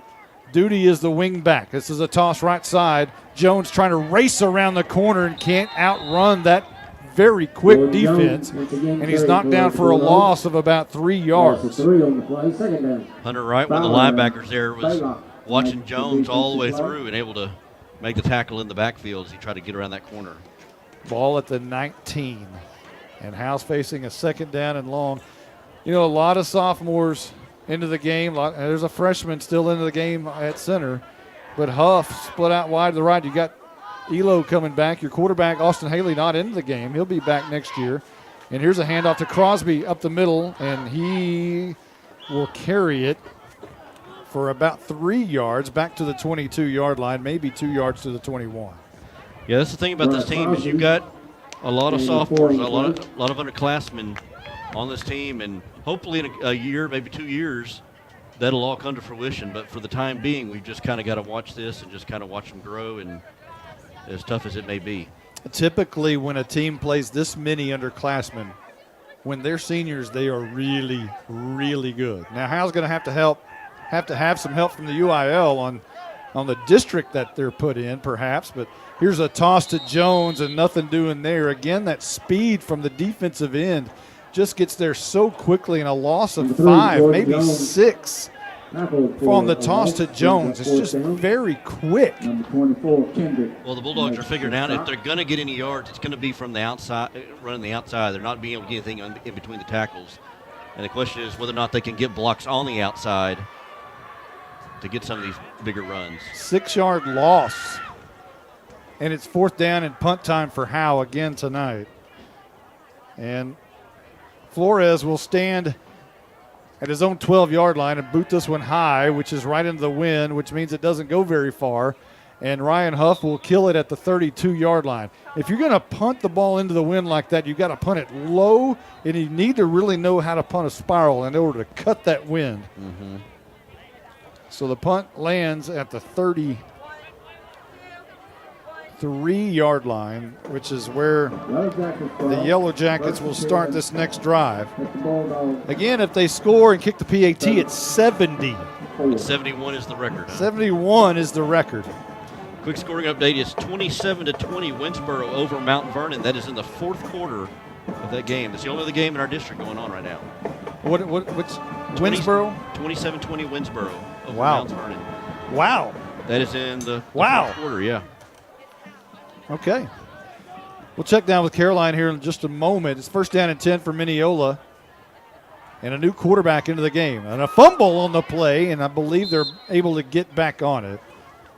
It was a handoff to Blaylock. Adam Blaylock in the backfield, and a new quarterback into the game. And it was just a bad exchange there. But Mineola was able to get back on it at the 37-yard line. Let's check down with Caroline Slauson. Things are slowing down a little bit, eh? I'm so sorry. I'm so sorry. What'd you say? Are you cold? It is so much colder. The second half that I feel so bad for Blizzard. As cold as I am, I can't imagine. Yeah, he's up there in the wind. Y'all should check on him. Yeah, we probably should. Are you okay up there? Blizzard. Come in, Blizzard. Blizzard. My hands are numb, but I'm okay. He can barely turn on the mic. And the thing is, it's really hard to use to write and use gloves. So Yeah, I can't. My left hand isn't a glove. My right hand cannot be in a glove. So a penalty on Mineola will back it up to the 41-yard line. And it'll be 2nd down and, I guess, about 15. 2nd and 15 here. All kinds of new faces in for the Yellowjackets. And this is going to be a quarterback keeper. And he's got a lot of room right up the middle. That's Hooten in a big lane. Looks like he may score. Chased down and by Warmond, and he's into the end zone. That is another touchdown by the Yellowjackets. This one of 41 yards by the backup quarterback, Thomas Hooten. wow, just another read option. Kept that and off to the races. Kept it right up the middle. Big hole for him. And now Rojas trying to make it 70 on the Bulldogs. Haven't given up this many points in a very, very long time. Snap is on the tee. The kick is through the uprights, and it is good. Mineola hangs 70 on Howe. There's 6:04 left to go in the game. We'll be right back. This is Michelle Castle with Guild Mortgage, welcoming you to Howe Bulldogs football. Guild has been delivering on the promise of home to hundreds of thousands of people just like you for over 60 years. With a big heart and a desire to serve, we're committed to making life better in our communities. This is where we live, and we're committed to building it with you. Guild Mortgage is an equal housing lender company, NMLS 3274. Michelle Castle, NMLS number 231122. Branch address 714 North Travis Street, Sherman, Texas 75090. All loans subject to underwriting approval. Terms and conditions apply. Subject to change without notice. Buying and or selling your next home should be an enjoyable experience. At Ann's Realty Group, our commitment to the personal relationship of the transaction ensures not only the level of communication that you deserve, but also the assurance that we will be here the next time you need us. We're not a big box real estate company by design. The flexibility that the freedom of being an independent brokerage allows us to be fully at your service as you need us to be. Ann's Realty Group, Ann Dicken Broker, for all your real estate needs. 903-818-2676. Your hit exterior scoring drive recap: 2 plays, 67 yards for Mineola. 70 to 7. Mineola over Howe here. 6:04 left to go in the game. It was a 41-yard touchdown by backup quarterback Thomas Hooten. And that's your hit exterior scoring drive recap. Here's Jordan Jones on the Tech Wave kickoff up the right hash, now to the left hash, coming near side at the 18-yard line, stiff arming a defender and going out of bounds near the 20, I think just shy of it, around the 19-yard line. And Howe will start there on their next drive. 5:53 left to go in the game. Yeah, you need a clock burner here, so you can keep away from that record. Yeah, you don't want to give up. You don't want to give up more than 70. You know, Howe hung 77 on Tom Bean.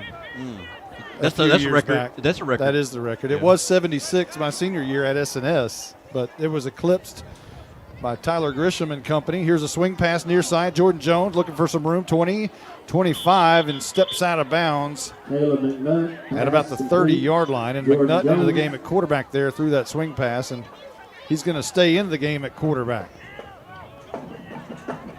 10-yard pass and catch from McNutt to Jones will bring up a new set of downs for the Howe Bulldogs at their own 30-yard line.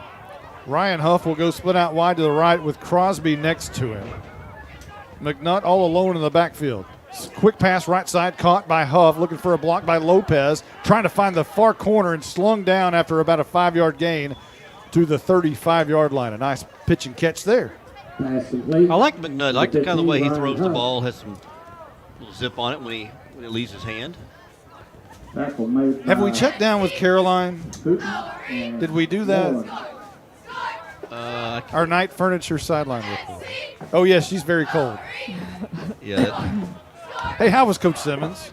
He was great. I don't know if he was more excited to see, or if we're more excited to see him, or he's more excited to see us. Here's McNutt going deep ball down for Elo. He turned around and got turned the wrong way. The ball was up in the air. He was wide open, but it was the wrong shoulder perhaps, as Elo was expecting it over his left shoulder. It went right shoulder, and he turned around and couldn't find it. That's one of those ones, kind of like baseball, when you're out in the outfield and the ball is hit towards you, and you just start backpedaling, trying to figure out which way you're going to turn. And that's kind of what Lopez was. He couldn't figure out which way to turn over, left shoulder, right shoulder. Mount Vernon tied at 27-27, 2:36 left. Oh, wow. Okay. Mount Vernon, Winsboro tied, 27 up. Wow, okay. 3rd down and 5. McNutt drops back 3 steps, throws, swing pass over the middle, and that's going to be incomplete. It was in between the two receivers. Crosby on the short route, Huff on the deep route, and it fell just right between them. And it'll be 4th and 5. There was a penalty on the field goal by Winsboro. Mount Vernon went for 2 and got the 2. 28-27, 2:36 left. Oh. Wow, okay. Well, we've had classics in District 5-3A. Really I feel really bad for Raines. They're a really good football team, and it appears that they're not going to have a chance past the regular season, and that is a shame. It's the best football team they've had in quite some time. On 4th down and 5, pass out to Elo, looking for a first down. He's going to be no, I think he did get it. He got hit hard after he picked up the first down. He caught the ball on the near side at about the numbers, turned around, and was past the sticks, but he was slammed down hard, but he gets up here. So with McNutt in at quarterback, Howe's starting to move the football a little bit through the air. Yeah, like they got to Lopez kind of on a crossing route there, and he tried to go upfield, and Jackson Holland came and just laid the wood there on Lopez. Luckily, he was able to get up. Fresh set of downs at the Howe 41-yard line is Howe. Right to left, another swing pass. This one is Jordan Jones, and he is hit hard.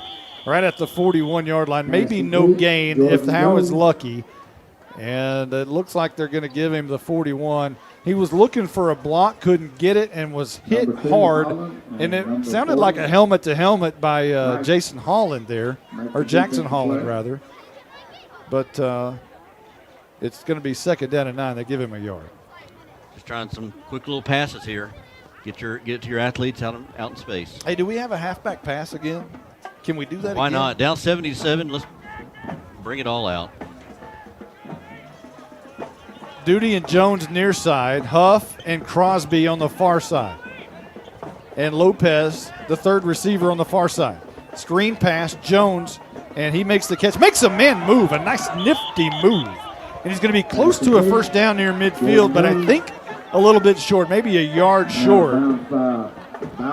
So a 3rd down and 1 is coming up for Howe. We're at the 2:19 mark, and this is the drive you wanted, the clock burner.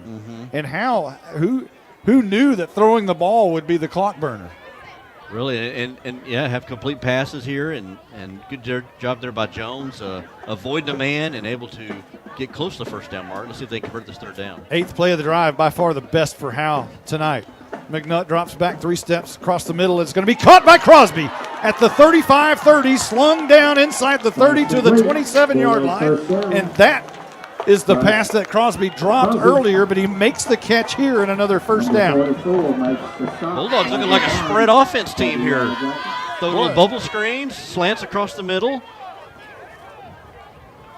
and picking them apart. Boy, McNutt hit a dart right on the spot right there. Really did. 1st and 10 for Howe.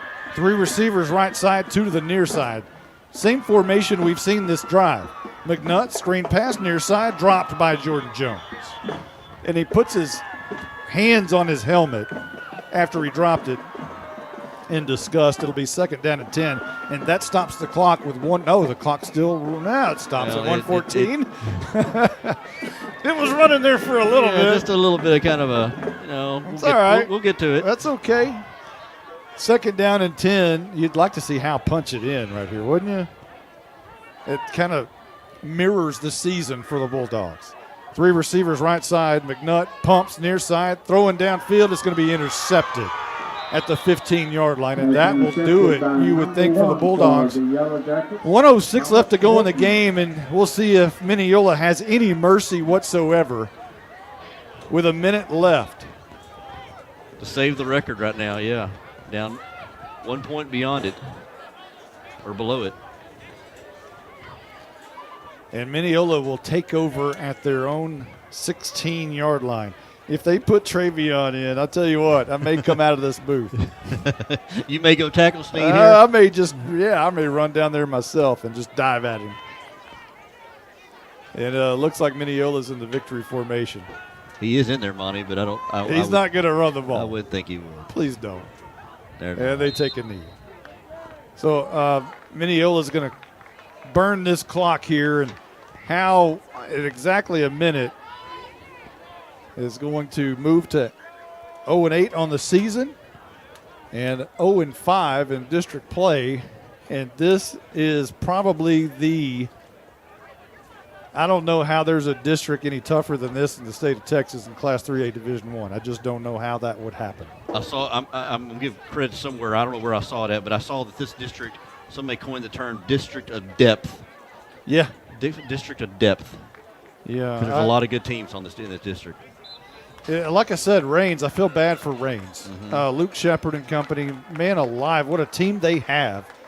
And not going to be able to get in, it appears. And it's just a shame. And they have such a great head coach in Randy Barnes. And I just feel bad for Rains. And feel bad right now for the Howe Bulldogs, who take it on the chin. 70-7 as Mineola scores the final 70 points of this contest. Howe started out well and scored first, but Mineola flexed their muscles, and now the Howe Bulldogs wave their helmets over across the field as Mineola lifts their helmets, and they just kind of wave at each other. And now we'll have the school songs and the fight songs, and I'm ready for COVID to be over, Justin White. This is we tackle each other for four quarters, then we'll wave at each other as we. It's just interesting. I hope we never, ever have this ever again. A season such as COVID. No. Never want this ever again. The Howe School song. The Howe Bulldogs turn, lift their helmets to the I think there's just the parents left at this point, the grandparents maybe. But you can tell they're loud, they're cheering, they're still happy for their kids. And you got to be, proud to be a Bulldog no matter what. These kids kept fighting. They will always keep fighting.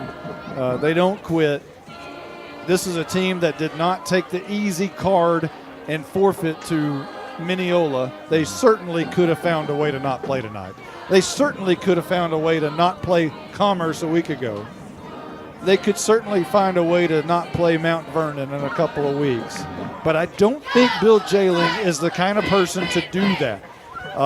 Hey, if there's football to be played, they're going to, buck up and play. I feel like, it's not, especially when you're 0-7, 0-8, and now you're in that, okay, it's not all about winning, obviously. Now it's about teaching character, pride, and what do you do when your back's against the wall? Do you quit, or do you keep going and keep fighting?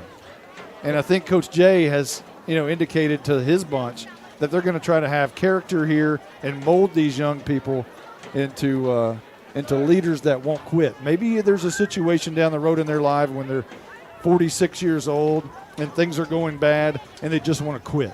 And I think you're getting a situation here where you learned, hey, you don't quit. You just keep going. You don't find the easy way out. You just keep fighting. I was about to say, took words out of my mouth, and that's what I was thinking about earlier today is what I was thinking about this game tonight was how the kids have been fighting. And this is not about football anymore. This is about you're teaching young men, because I hate to tell you that, but losing 77 is not going to be the worst thing that happens to you in life. You're going to have some tough times, and you're going to think about things like this, these seasons, where you had to push through and do things you didn't want to do and hang in there and stay tough and finish it out. Would it be a job or a marriage or whatever the situation is, you stay in there and you stay with it. And I still say, don't be surprised. Don't be surprised. If you don't see Bill Jailing as the coach of the year in the district, don't be surprised. Coaches have respect for people that don't quit. Coaches have a lot of respect for people that do things the right way. Don't be surprised. We're going to take a quick timeout. We'll be right back right after this. Are you motivated? Coach, we're highly motivated for Sonic. What? Coach, we're rough and tough, but sometimes we just need a burger, tots, and a shake. Oh, my goodness. Well, if you're going to Sonic and Howe, pick me up some of those handmade onion rings. Yes, sir. Sonic of Howe is where you get great food and big smiles. It's not just good. It's Sonic good. Whoa. Those onion rings really bring the hammer down. Cooler heads prevail in football, and for over 50 years, Baker Air Conditioning and Heating have been keeping the Bulldogs cooled off. Not too many have reached 50 years in Howe, but Baker Air Conditioning and Heating have been at 215 North Denny Street since Richard Nixon was president. But there's nothing tricky about Baker Air Conditioning and Heating. They have a great reputation by servicing all brands. If the heat gets to you, call them at 903-532-6255. Corfit Gym on Haining Street in Howe has a lot of new things to offer.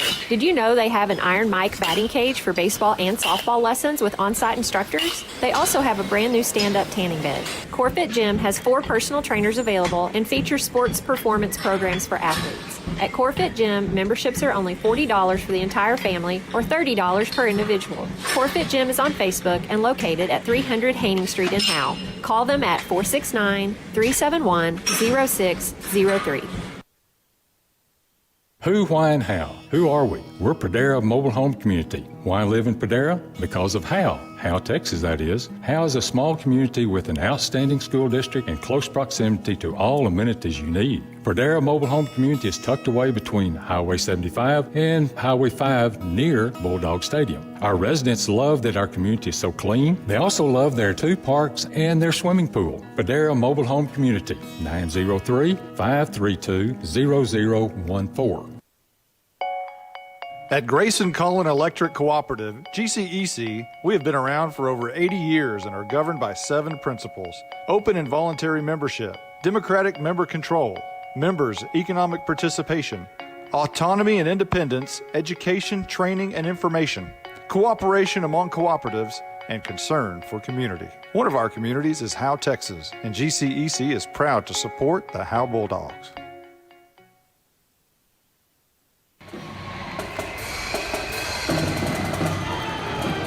You're listening to the Ann's Realty Group post-game show.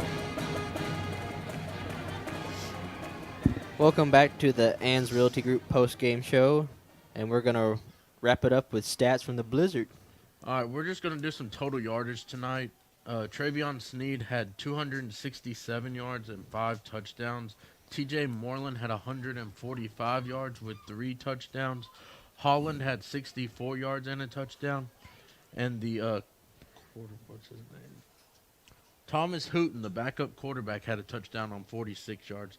For Howe, McNutt came in there in the fourth quarter and passed for 54 yards. He did have an interception. Ethan did not complete a pass tonight. Jordan Jones completed our other pass, 1 for 1 for 71 yards. Huff had 3 catches for 81 yards. Bryce Crosby, 1 catch for 23. He also gave you 9 yards rushing. Matt Hayes, we need him to get back out here, -3 yards rushing tonight. Jordan ended the night with 28 yards rushing, 3 catches for 20 yards tonight. And as we wrap up our game, our legendary player of the game, you think Jordan Jones, Caleb McNutt? I would like to give it to McNutt, the way he came in there in the fourth quarter. Started slinging it around. Slinging it in the 5 wide. And 3 of his incompletions, I thought his receivers gave up on routes too early. That's our Legend Bank player of the game. Legend Bank, it's our privilege to be your banker, located in Whitewright. We're going to take a quick break and be back with Monty and Jake for highlights. Justin, Bucks North Barbecue in downtown Van Alstyne is closing in on an all-time record. They have given away 37 free birthday buffets so far this month. That's where all you have to do is show your proof of age and get a free Bucks North Barbecue buffet for your birthday. They even include the drink. Well, from this angle, they'll keep that offer 5 days before or 5 days after your actual birthday. It's birthday time in Texas. Oh, geez. Stop saying everything's in Texas. Well, Bucks North Barbecue is in downtown Van Alstyne, Texas. Hello, Howe Bulldogs. This is Coach Joey McQueen, former Bulldogs head coach and athletic director. Vic and I still love the Dogs and ask that you show your support by joining the Howe Athletic Booster Club. Their mission is the same today as it was in the 90s. They support all Howe athletes, girls and boys, middle school and high school. It's only $25 to become a member. From the alumni to the current fans and parents, we ask that you back the Dogs and become a member today. Go visit the Howe Athletic Booster Club on Facebook. Have a great year, Bulldogs. Hello, Bulldog fans. This is Juan Enciso, your local farmer's insurance agent here in Howe. We're here to assist you with your insurance needs, including auto, home, life, business needs, and more. We're vested in the community because we are the only insurance agent in Howe. Our office is at 403 West Hanning Street, or we can be reached by calling 972-382-6121. We're also on the web at farmersagent.com/JEnciso. I have the knowledge and experience to help you better understand your insurance coverage options. Call me, Juan Enciso, at 972-382-6121.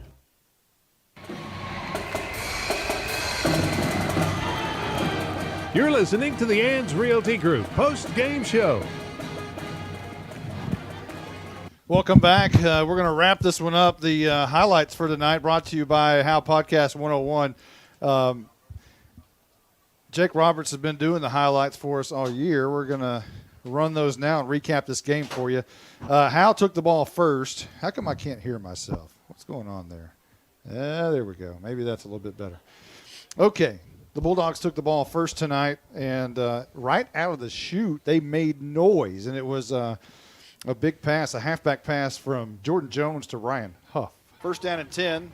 It's going to be a handoff to Jones, and a halfback pass down the field. Wide open, Ryan Huff caught it at the 48, sprinting towards the end zone. He's got the 20, makes a cut to the inside 15, knocked down at the 10-yard line, inside the 10 to about the 5. Well, from the 5-yard line, moments later, it was Jordan Jones. Side, and a slot to the right. Matter of fact, double wing, and this is going to be a handoff to Jones, running right side. He is in! It is touchdown time in Texas! How about that? 3 plays, 79 yards on the drive, put Howe on top, 7-0 with 10-17 on the clock in the first, and everybody in 5-3A raised their eyebrow a little bit about that one. And then Mineola, it was all Mineola from that point on. The next 70 points in the game was scored by the Yellowjackets. Their first score was on a 15-yard run by Sneed. Moreland turns around, and he hands it to Sneed, right tackle, and he barrels his way towards the goal line. Man, what a run that was. He's in. Touchdown, Mineola. Travion Sneed capped off the 5-play, 51-yard drive and tied the game 7-7 with 7:56 left to go in the first. Rojas made all of his PATs tonight, and Howe took the ball and had to punt on their next possession. Mineola went 2 plays, 19 yards, and scored on Travion Sneed's second touchdown of the game. Moreland tosses Sneed, makes a cut, now heads out to the right side, spins at the 5, now spins at the 3, won't go down inside the goal line. Is he close? He's in. My goodness. Wow. What a run. And I'll tell you what, this football field in its 85 years has not seen players like Travion Sneed very often. Bam Morris, Anthony Lynn come to mind. That's it. Howe had to punt on the next drive. Mineola took it at their own 50 and went 3 plays, 50 yards, scored. Went 50 yards and scored on guess who? 3-yard touchdown by, let's all say it, Travion Sneed. Sneed getting it directly from the snap, and he easily goes in for the touchdown.